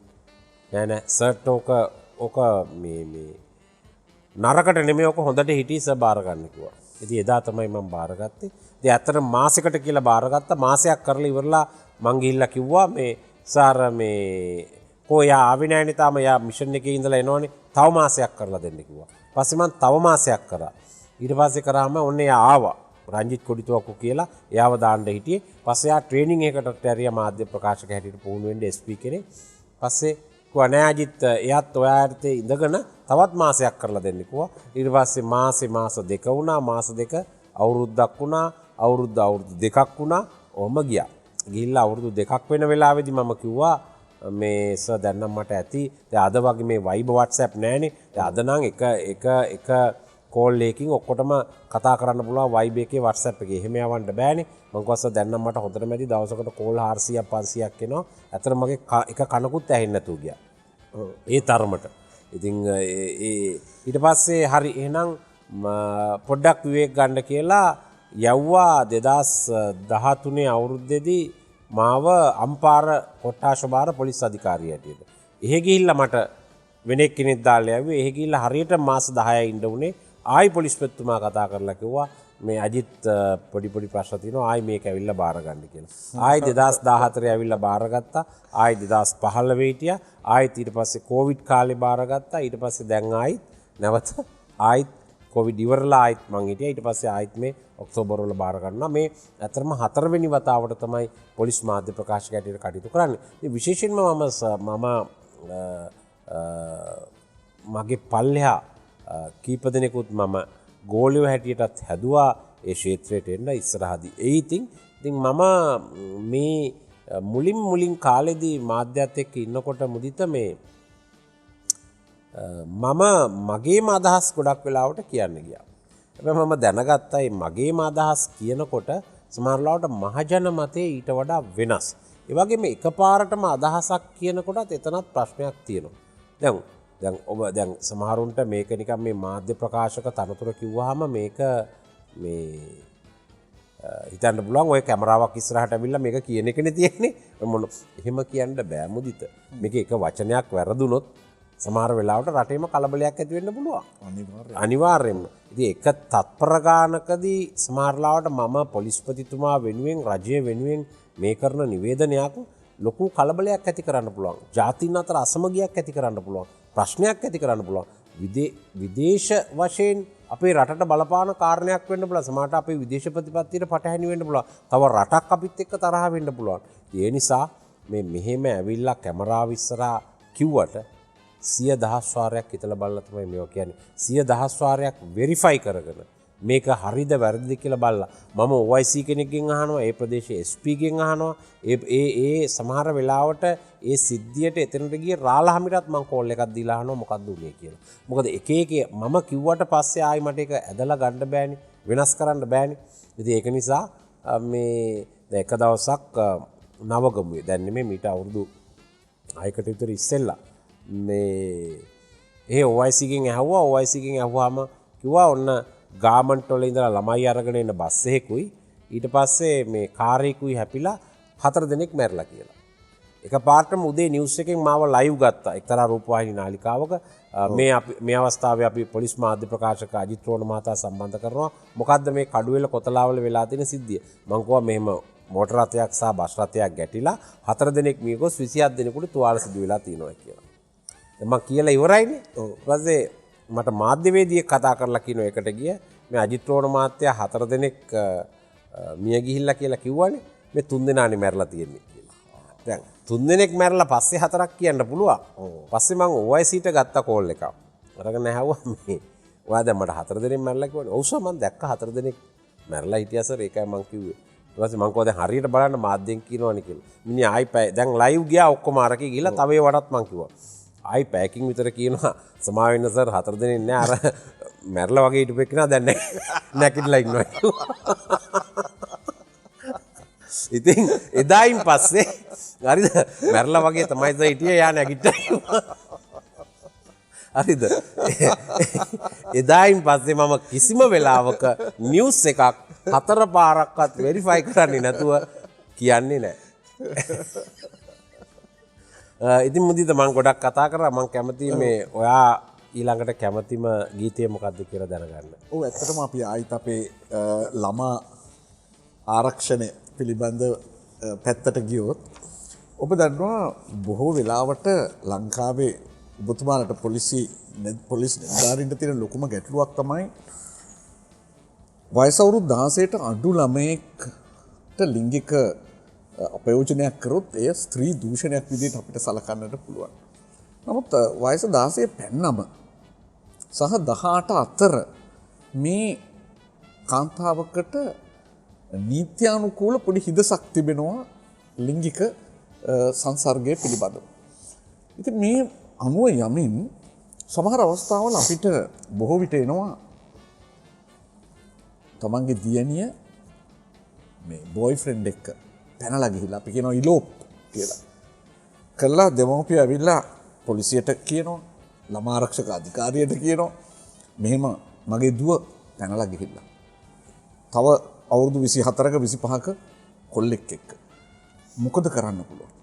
එතකොට සමහර ලාවට පොලිස් නිලධාරීන් අපිට කියනවා බොහොම අමාරුයි මේ අවස්ථාව. මේකට නීති බොහොම අඩුයි. මේ වගේ මහා කලබගෑනියක්. තාත්තා කෙනෙක්ට මේ දරුවෙක් දුවෙක් වයස 16ද 18ද කියලා වෙනසක් නැහැ. මේ තාමත් තමන් යටතේ ඉන්න මටත් ඉන්නේ දූලා දෙන්නේ. අපිට මුළු ජීවිත කාලෙම අපිට ළමයි අපේ ඇස් වගේ බලා ගන්න.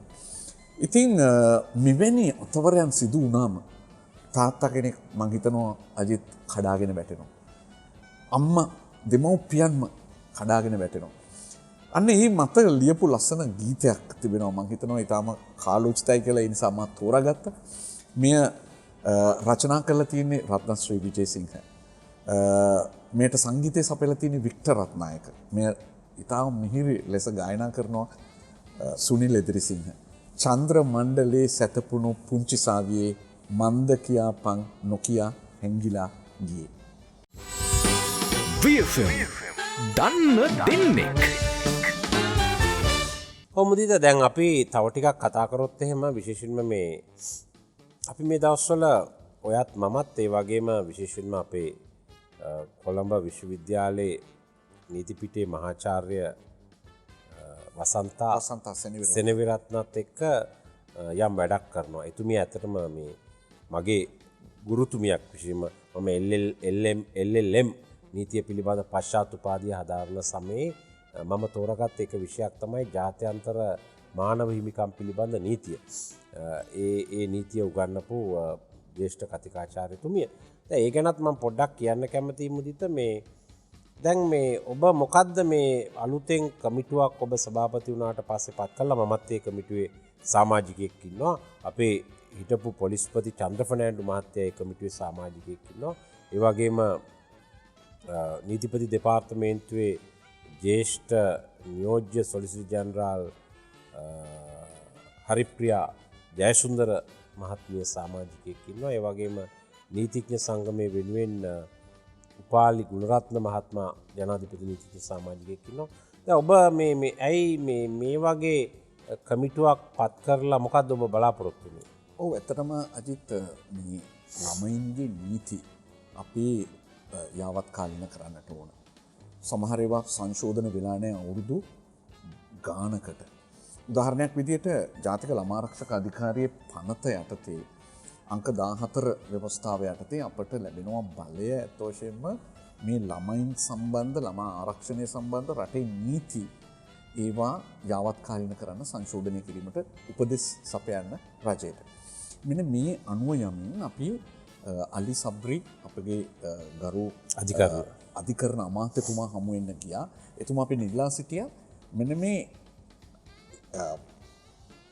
ඒරියාස් 5ක නීති වෙනස් කරන්න කියලා. උදාහරණයක් විදිහට අපයෝජනට පත් වුණු ළමයෙක් පොලිසියට පැමිණලා එය අධිකරණයේ දක්වා යනතුරු ඒ ප්‍රොසීඩියර් එක ළමා හිතකාමී පොලිස් විමර්ශන ක්‍රමයක්.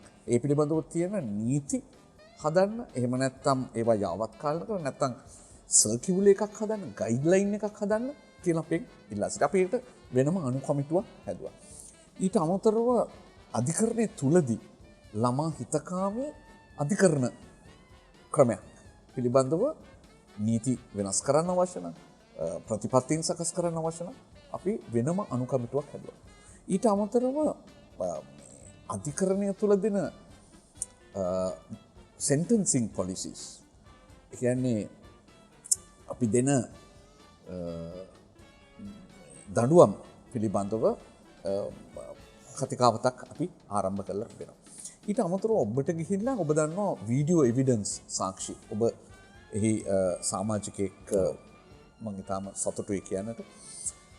ඒ කියන්නේ අංක 32 දරන අපගේ පනත යටතේ මේ වීඩියෝ සාක්ෂි පටිගත කිරීම ලංකාවේ පිළිගත්තු නීතියක්. නමුත් එහි පිළිබඳව එහි ප්‍රොසීඩියර් එක නැත්නම් ක්‍රියාදාමය තවම නීතිගත වෙලා නැහැ. දැන් ඔබ සියලු දෙනා මේ අනු කමිටුව විසින් එහි අපි කියනවා අපි ඒකේ ඩේටා එකතු කරලා කන්සෙප්ට් පේපර් එකක් හදලා ඊට පස්සේ ස්ටේක් හෝල්ඩර්ස්ලා එකතු වෙලා සාකච්ඡා කරලා ස්ටේක් හෝල්ඩර් ඇග්‍රීමන්ට් එකකට ඇවිල්ලා ඒ අනුව මාර්තු 31 වෙන විට අපි මේ පිළිබඳව කෙටුම්පතක් නැත්නම් ඩ්‍රාෆ්ට් එකක් අපි හදලා බලාපොරොත්තු වෙනවා නැවතත් අධිකරණ අමාත්‍යතුමාට ලබා. අතරම උදිත දැන් ඒකෙදී අපි ලංකාව පුරා තිබෙන බොහෝ පොලිස් ස්ථානවලට අපි නීති ශිෂ්‍යයෝ යවලා තියෙනවා.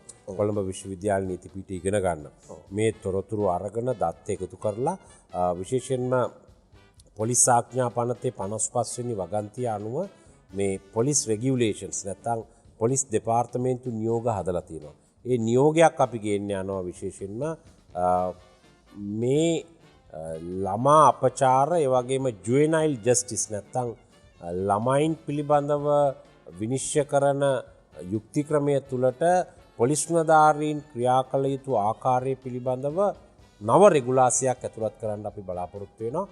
ශ්‍රේෂ්ඨාධිකරණය දීලා තියෙන අපේ අඩුපාඩු තියෙන නඩු තීන්දුව ඒ වගේම ප්‍රායෝගික පැති නීතියේ තියෙන දේවල් ඔක්කොම ඇතුළත් කරලා ඉතින් ඒක තමයි අපි කරන්න බලාපොරොත්තු වෙන්නේ. ඒ වගේම අපේ කමිටුව ඊට අමතරව තවත් කමිටු 4ක් තියෙනවා ඔබ.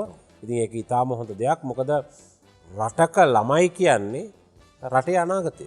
රටක ළමයි කියන්නේ රටේ අනාගතය. දැන් අපි ගත්තොත් එහෙම අපේ රටේ කුඩු බොන අය අපිට තියෙන වාර්තා අනුව මම දන්නේ මීට අඩු වැඩි වෙන්න පුළුවන් පොඩ්ඩක් යාට මට ලක්ෂයක් කුඩු බොන අය ඉන්නවා. ලක්ෂයක් කුඩු බොනවා. ලක්ෂයක්. ඒතර මිලියන 22කින් ලක්ෂයක් විතර කුඩු බොන අය කුඩු ගංජා මේ බොන අය ඉන්නවා. එතකොට දැන් එන්න මේ ප්‍රමාණය වැඩි වෙනවා. ඒ කියන්නේ කුඩු බොන සමාජයට එකතු වෙනවා. අපි හිතනවා දවසකට 3-4 දෙනෙක් මේ සමාජයට අලුතින් එකතු වෙනවා. අපට පුළුවන් නම් අපේ ළමා පරපුර මේ තත්වෙන් මුදවා ගන්න කුඩු වලට තියෙන ඉල්ලුම අඩු වෙනවනේ. ඉල්ලුම අඩු වෙනකොට සැපයුමක් අවශ්‍ය වෙන්නේ නැහැ. මෙතන වෙලා තියෙන ඉල්ලුම වැඩි වෙනකොට කොහෙන් හරි කන්ටේනර් හරි බෝට්ටු හරි මොනවා හරි දාලා ගේනවා. ඊට පස්සේ අනිත් පැත්තෙන් තමයි ළමයි අපරාධකාරයෝ බවට පත් වෙන එක ප්‍රවණතාවය. දැන් අද අන්තර්ජාල පිළිබඳ අපරාධ පිළිබඳ ප්‍රශ්නයක් තියෙනවා. ඉතින් මේවත් එක්ක අපිට පුළුවන් නම් අපේ ළමා පරපුර හැම පැත්තෙම පෝෂණය කරන්න. මම හිතන්නේ ඒ විතරක් නෙමෙයි මුදිත ගොඩක් ක්‍රියාමාර්ග අරගෙන තිනවා මේ ළමයින් ක්‍රූරත්වයට භාජනය කිරීම අපචාරවලට පති මේ ළමයින් වින්දිතයෝ වෙන ඒවා විතරක් නෙමෙයි ළමයින් සැකකරුවෝ බවට පත්වෙන ඒවාදී පවා මැදිහත් වෙලා ක්‍රියා කරනවා. ඉතින් ළමයින් කියන්නේ මනසෙච්චර මෝරපු අය නෙමෙයි. කෙසේ වෙතත් ඒ තත්ත්වය එතකොට විශේෂයෙන්ම මේක අහගෙන ඉන්න අයට මේ තව එක කාරණයක් කියන්න මේ අපේ රටේ තියෙනවා නීතියේ එක්තරා හිදැසක් මේ විවස්ථාපිත ස්ත්‍රී දූෂණය සහ විවාහය අතර. එහෙම නේද මුදිත? ඔව්. ඒතර අවුරුදු 16කට අඩු ළමයෙක් තමුන්ගේ කැමැත්තෙන් හරි අකමැත්තෙන් හරි ලිංගික ක්‍රියාවක් වුණොත් කැමැත්තෙන් වුණත් ඒක ස්ත්‍රී දූෂණයක් හැටියට තමයි නීතිය සලකන්නේ. හැබැයි නීතියේ තියෙන විවාහ වීමේ වයස අවුරුදු 18යි. 18ට වැඩි වෙන්න ඕනේ. දැන් වයස අවුරුදු 16ට වැඩි කෙනෙක් එයාගේ කැමැත්තෙන් ලිංගික ක්‍රියාවක් යෙදුනත් ඔවුන්ට විවාහ වෙන්න බෑ දෙපැත්ත කැමති වුණා. ඉතින් මේ අඩුව පිළිබඳවත් අපි සාකච්ඡා කරලා දැනට සාකච්ඡා මට්ටමින් තියෙනවා මේ අවුරුදු දෙකක ગેප් එක ගැන අපි මොකද කරන්න කියලා මේ කාරණේ ගැනත් අපි බලන්න ඕනේ. මොකද ළමයින්ගේ කාරණා ගැන තමයි කියන්නේ. එහෙනම් අජිත් මං හිතනවා අද දැන් අපිට වෙලාව හොඳයි නැවත ගීතයකට සවන් දෙන්න. ඔබ ඇත්තටම ඔබ මම ආයෙත් කියවනේ මේ ගීත ඔක්කොම පළවෙනි එක ඇරෙන්න තෝරාගත්තේ ඔබ වෙනුවෙන් රටේ ළමා පරපුර වෙනුවෙන් පණිවිඩයක් දෙන්න. මේ ගීතයත් මම තෝරාගත්තේ සමන් පියදර්ශන රචනා කරපු අපේ විශිෂ්ට ගායිකාවක් වන නන්දා මාලිනිය ගායනා කරන ආනන්ද ගමගේ සංගීතවත් කරපු මේ ගීතය. ගෙඩි 100ක් බිම හෙළුවත් අප්පච්චිට එක ගෙඩියයි. අපි රැකෙන්නේ ඒ ගෙඩි විකුණලයි හන්දියේ පුංචි ලිඳේ වතුරට නාඩන්න නංගියේ. ගස්වලවා හමා ඇදෙන සුළඟ තවත් මුරණ්ඩු වෙයි. හයියෙන් නම් හුස්ම ගන්න එපා නංගියේ අප්පච්චි තුරුමුදුනේ හිටින වංගියේ.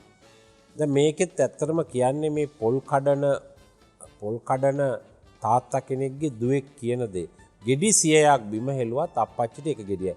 අර බැල ගෙඩිය කියලා ඉස්සෙල්ලා තියෙනවනේ. ඉතින් එතකොට මේ අපේ සමාජයේ තාමත් මේ වගේ දැන් මේ කොවිඩ් වසංගතය කාලේ වුණත් එදිනෙදා ජීවත් වෙන අය ඉන්න පුළුවන්. ඒ මොන අය හිටියත් මුදිත ළමයින්ගේ හදවත් ඔක්කොම එකයි.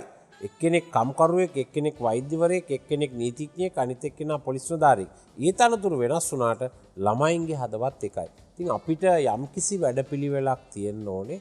ඒ වගේම අපි උත්සාහ කරන්න ඕනේ අපේ රටේ මේ සාමාන්‍ය වශයෙන් අගහිඟකම් තියෙන, දිලිඳුකමින් තියෙන දරුවන් දිහාත් යම් ආකාරයකට බලන්න අපි සමාජයට පුරුදු කරන්න ඕනේ. ඉතින් විශේෂයෙන්ම මේ තාත්තා පොල් කඩනකොට ගහ උඩට ගිහිල්ලා දරුවෙක්ගේ හිතට ඇතිවෙන එවැනි තාත්තා කෙනෙක් ඉන්න, කම්කරු රැකියාවක් කරන, සුළු රැකියාවක් කරන තාත්තා කෙනෙක් ඉන්න දරුවෙකුට හිතේ ඇතිවන බොහොම කනස්සලු සහගත වේදනාකාරී හැඟීමක් තමයි මේ ගීතෙන් කියන්නේ. මේ ගීතේ කියන අරමුණ ගැන සන්තෝෂ වෙන්න නෙමෙයි තියෙන්නේ. එවැනි තත්වයක හිටියත් හැම දරුවෙක්ම සන්තෝෂයෙන් ඉන්න නම් මේ දරුවෝ කියන කට්ටිය එක මට්ටමින් සලකන්න පුළුවන් යාන්ත්‍රණයක්, වටපිටාවක් අපි නිර්මාණය කරන්න ඕනේ. මම හිතන්නේ ඔබේ කාලය තුල ඒක කරන්න පුළුවන්. ඒ කියන්නේ ඒකින්ද තමයි මම මේ ගීතය තෝරන්නේ. VFM දන්න දෙන්නෙක්. දැන් අජිත් මට හිතෙනවා ඔබ අපි දෙදෙනාම දන්නවා ලෝකේ විශාලතම ව්‍යාපාරේ ධනය අක්‍රමිකව උපයන්නේ ආයුධ වෙළඳාමෙන්. ඊට පස්සේ මේ මද්ද්‍රව්‍ය වෙළඳාමෙන්. ඊළඟට ඔබ දන්නවා මේ මිනිස් ජාවාරම. ඒකේ ඇතුලේ තිබෙනවා ඊටාම කනගාටු තත්ත්වය තමයි මේ ළමා වෙළඳාම. අපිට පොඩ්ඩක් පැහැදිලි කරන්න පුළුවන්ද මෙය වැළැක්වීම සඳහා ඔබ දැන් අපේ මේ 1982 තමයි මුදිත මේ ළමයාගේ අයිතිවාසිකම් පිළිබඳ ජාත්‍යන්තර ප්‍රඥප්තිය ප්‍රකාශයට පත් වුණේ. UNCRC, United Nations Convention on the Right of the Child. ළමයාගේ අයිතිවාසිකම් පිළිබඳ අන්තර්ජාතික ප්‍රඥප්තිය. මේ ප්‍රඥප්තිය අනුව ළමයා කියන්නේ අවුරුදු 18යි. අවුරුදු 18ට අඩු කෙනෙක් තමයි ළමයෙක් කියන්නේ. ඒතකොට මේ ප්‍රඥප්තිය ආවට පස්සේ මේකට අපි අස්සම් කරා. මේ අපි අස්සම් කළා විතරක් නෙමෙයි, අපිට ජාත්‍යන්තර ප්‍රඥප්තියක් අස්සම් කරාම ඒ ප්‍රඥප්තිය දේශීය නීතිය කොටසක් බවට පත් වෙනවා. නැත්නම් අපිට නිකන් අස්සම් කරලා අත් දෙක බැඳගෙන ඉන්න බෑ. අපි ඒක රැටිෆයි කරා නම්, ඒවා අපේ අපරානුමත කරා නම් ඒවා අපේ රටේ නීතිය බවට පත් වෙන්න ඕනේ. ඒ ආපු ප්‍රධාන වශයෙන්ම දෙකක් තියෙනවා අපේ රටේ මේ ළමයින්ගේ ප්‍රඥප්තිය එකක් තමයි 1995 අංක 22 දරන දන්නේ සංග්‍රහය සංශෝධන පනත. ඒ වගේම 2006 අපේ දන්නේ සංග්‍රහයට ගෙනාපු සංශෝධන පනත. මේකේ අඳුන්ලා දුන්න ඔය ඔබ කියන කාරණා ගැන මේ ප්‍රොකියුරේෂන් කියලා වරදක්. නැත්නම් කුට්ටණය කියලා. තව වරදක් අඳුන්ලා දුන්නා තැනැත්තන් වෙළඳාම, නැත්නම් හියුමන් ට්‍රැෆිකින් කියලා. දැන් ඒ අනුව දැන් මේ මිනිස්සු කියන ඒවා, ළමයි කියන ඒවා මුදිත මම ඔබට කිව්වට ඔබට නෙමෙයි අහගෙන ඉන්න අයට කියන්නේ ඔබ දන්නවා මේ භාණ්ඩ වගේ විකුණන්න බෑ. දැන් අපිට මේ ෆෝන් එක විකුණන්න පුළුවන්, මිල නියම කරලා විකුණන්න පුළුවන් ෆෝන් එක. මට මං ගාව ඉන්න අස්සයා විකුණන්න පුළුවන්, හරකව විකුණන්න පුළුවන්, ඌරව විකුණන්න පුළුවන්, කාර් එක විකුණන්න පුළුවන්. හැබැයි මිනිස්සු එහෙම විකුණන්න බෑ. ඔබ දන්නවා මේ ඊයේ පෙරේදා මොරටුව ප්‍රදේශයේ සිද්ධියක් වුණා. දැන් එහිදී ගැබිනි කාන්තාවන් ඔහු ඇතුළත් කරගන්නවා. ඒ ඇතුළත් කරගෙන ඊට පස්සේ නූපන් ළමයින්ට, තාම බඩේ ඉන්න ළමයින්ට ගිවිසුමක් ගහනවා. ළමයා ඉපදුනාට පස්සේ ඒ අය දෙනවයි කියලා. දැන් එතකොට අන්න ඒක එහෙම වෙන්න බෑ. මේ වහල් වෙළඳාම තිබුණා ඉස්සර. ඒ කියන්නේ රෝමන් අධිරාජ්‍යයේ ඉඳලා ග්‍රීක අධිරාජ්‍යයේ ඉඳලා තිබිච්ච දේවල් ඒවා දැන් නැහැ. ඉතින් ඒක නිසා මේ මිනිස්සු වෙනුවෙන් මිනිස්සු විකුණන්න ගිවිසුම් ගහන්න බෑ. ඒක වරදක්. විශේෂයෙන්ම මේ ළමයින් සම්බන්ධව දන්නේ සංග්‍රහයේ 360 වෙනි වගන්තියට ගෙනාපු සංශෝධනය අනුව මේක ඉතාම පැහැදිලි. එහෙම ගිවිසුම් ගහන්න අවුරුදු 20ක සිරදඬුවමක් දෙන්න පුළුවන් වරදක් වෙනවා. මේ හියුමන් ට්‍රැෆිකින් නැත්තම් තැනැත්තන් වෙළඳාම. ඊට අමතරව අජිත් මම හිතනවා අපි දැන් අපේ රාජ්‍ය අමාත්‍යතුමාත් සමගත් සාකච්ඡාවක් ඉල්ලලා තිබෙනවා. ඒ කියන්නේ මේ සෑම කෙනෙක්ම එන්නේ මහා සමාජ ශෝධකයින් ලෙස අපට පිහිට වෙන්න වගේ. සමහර ලාවට හිතනවා මේ පුදුම පින් කඳක් කියලා. මම හිතනවා මේ ව්‍යාජත්වයට අපි රැවටෙන්නට හොඳ නෑ. මේ මිනිස් ජාවාරම් වල ඒ චේන් එකේ නේද එක් පුරුකක්. මේවයි අවසානය වෙන්නට පුළුවන් සමහර විට ගණිකා වෘත්තිය. එසේත් නැත්නම් ළමා ශ්‍රමිකත්වය. එසේත් නැත්නම් මද්ද්‍රව්‍ය සඳහා ග්‍රාහකීන් තෝරා ගැනීම. ඊටත් එහාට ගිහිල්ලා සමහර විට ඕගන් ඩොනේෂන් වලට ඕගන් හාර්වස්ටිං සඳහා අවයව ඉවත් කර ගැනීම සඳහා මේ ළමයින් යොදවා ගන්නට පුළුවන්. ඒ නිසා මම හිතනවා මහ විශාල වැඩ කොටසක් අපි පහුගිය කාලේ ඉටු කරා. නමුත් මේ සමාජයේ තිබෙන ගැටලුව විසඳන්නත් ඔබත් මාත් දැන් කතිකාවතක යෙදලා තිබෙනවා. ඒ කියන්නේ නීත්‍යානුකූල කුලවද්දා ගැනීම. එය සිදු කරන්නේ කෙසේද කියන දේ. එහිදී තිබෙන ගැටලුව කොහෙද? සමාජයේ අපි කියනවා බොටල් නෙක් එක. ඇයි මේ ළමයින් ඉන්නවා නමුත් කුලවද්දා ගැනීම සඳහා අවුරුදු ගාණක් යනවා. එක ළමයෙක් සඳහා ළමයින් ඉල්ලමින් සිටින දෙමව්පියන් සිටින ළමයි නැති දෙමව්පියන් දහස් ගාණක්. ඉතින් මේ ප්‍රශ්නය ගැටලුව විසඳන්නේ කොහොමද කියලා අපි ඉදිරියේදී සාකච්ඡා කරන්න බලාපොරොත්තු වෙනවා. ඊට අමතරව අජිත් මම ඔබගෙන් අහන්න කැමතියි මේ අසන්නන්ගේ දැනුම සඳහා ඔබට මතකද සමහර ස්ථානවල මේ සබ්ෆර්ටිලිටි ක්ලිනික් විදියට ආරම්භලා මේක ඉතාමත් නැවතත් අර මානුෂීය මුහුණුවර ජනතා සේවයක් විදියට මේ ආරම්භ වෙන්නේ. ඒ සමහර අවස්ථාවලදී ඔබ දන්නවා මේ ගර්භාෂයන් කුලියට දීම සිදු වෙනවා. මේවා ඉතාම හොඳ නීත්‍යානුකූල කළ හැකි දේවල්. නමුත් නීත්‍යානුකූල නොවන ආකාරයෙන් සිදුවන අවස්ථා තිබෙනවා. ඔබ මොකද කල්පනා කරන්නේ? ඔය ඇත්තටම දැන් අපි බැලුවොත් එහෙම ඔබ ඔය පළවෙනි කිව්ව කාරණේ විශේෂයෙන්ම මේකේ අහගෙන ඉන්න අයට කියන්න ඕනේ. කොච්චර සෙනෙහස තිබුණත් මොනතරම් දේවල් කතා කරගෙන ලියකියවිලි නීතිඥයෝ මගින් එහෙම නැත්නම් අතින් ලියලා මුද්දර ගහලා හුවමාරු කරගත්තත් යම් කිසි කෙනෙකුට දරුවෙක් හදාගන්න ඕන නම් තව කෙනෙක්ගේ දරුවෙක් ඒකට තියෙන ක්‍රමවේදය තමයි මේ adoption of children නැත්නම් ළමයින් කුලවද්දා ගැනීම පිළිබඳ අපේ රටේ නීතියක් තියෙනවා. මීට අවුරුදු 70කට විතර ඉස්සෙල්ලා සම්මත වෙච්ච ඒ නීතිය අනුව දිසා අධිකරණයකට යන්න ඕනේ. ඒ දිසා අධිකරණයකට ගිහිල්ලා අනිවාර්යෙන් මේ දිසා අධිකරණයෙන් ඒ ළමයා තමුන්ගේ භාරයට පත් කරගන්න ඕනේ. තමුන්ගේ බයොලොජිකල් එහෙම නැත්නම් ජීව විද්‍යාත්මක දෙමව්පියන්ගෙන් තමුන්ගේ බවට පත් කර. ඊට පස්සේ ළමයාගේ අයිතිය තමුන්ට තියෙනවා. හැබැයි එකම දේ තමයි ළමයෙක් එහෙම කුලවද්දා ගත්තට පස්සේ ඒගොල්ලන්ගේම ළමයයි කුල ඒ කියන්නේ ඒ අයට හිටියොත් තමුන්ගේම ලේවලින් ඇදිච්ච ළමයි ඒ ළමයයි කුලවද්දා ගත්ත ළමයට වෙනස් කරලා සලකන්න බෑ. ඒ දෙන්නම එකම විදියකට තමයි සලකන්න ඕනේ. ඒ එකම දැන් මේ කාරණේ හොඳට මතක තියාගන්න ඕනේ. ඒ වෙලාවට ළමයා හම්බෙච්ච දවසේ ළමයා හම්බෙලා සතියක් දෙකක් යනකොට ඔයා ගෙනියන්න අනේ මට මොකුත් කරගන්න විදියක් නැහැ කියලා දෙයි. හැබැයි ඒ දුන්නට ඉතා ඉක්මනින් මේ ඇඩොප්ෂන් ප්‍රොසීඩියර් එක නැත්තම් කුලවද්දා ගැනීමේ ක්‍රමවේදය අනුගමනය කරන්න ඕනේ. මීට අවුරුදු 8කට ඉස්සෙල්ලා මේ ලංකාවේ එක්තරා ප්‍රදේශයක එක්තරා මවකට දරුවෙක් ලැබෙන්න හිටියා. ඇයට දරුවෝ කීප දෙනෙක් හිටියා. ලැබෙන්න හිටියාම අල්ලපු ගෙදර තමයි ඇගේ ඥාතියෙක් හිටියේ. කිව්වා අනේ මට නම් මේ මෙච්චර දරුවන් හදාගන්න බෑ. මේ ළමයා දැන් මේ ආයිත් ළමෙක් හම්බෙන්න ඉන්නවා මොකද කරන්නේ? අනිත් ගෙදර එක්කෙනා කිව්වා අනේ මොකුත් කරන්න එපා මට දරුවෝ නෑනේ. මේ දරුවා මට දෙන්න කියලා.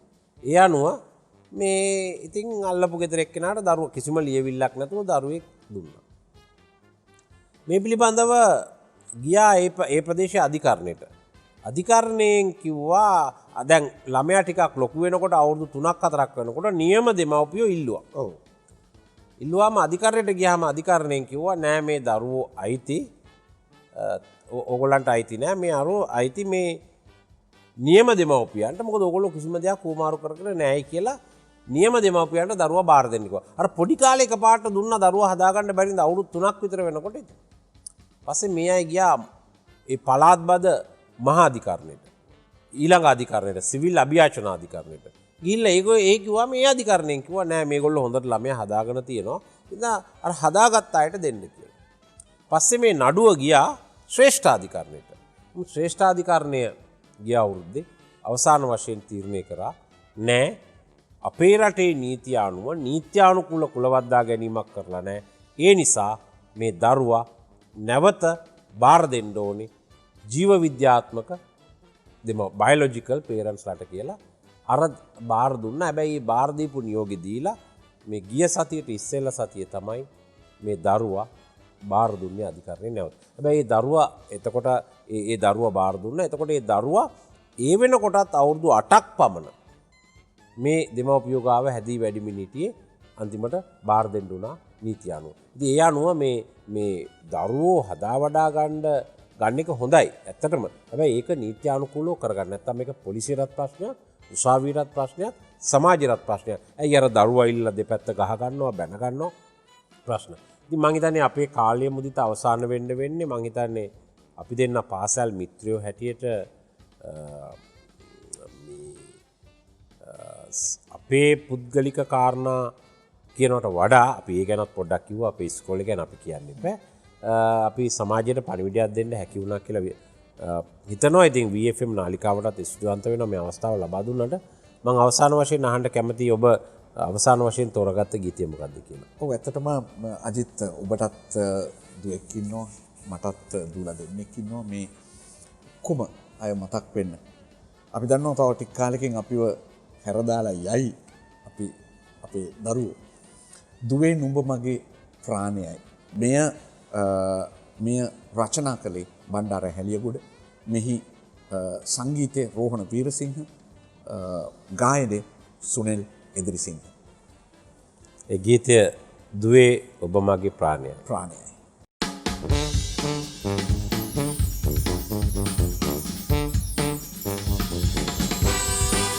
VFM දන්න දෙන්නෙක්.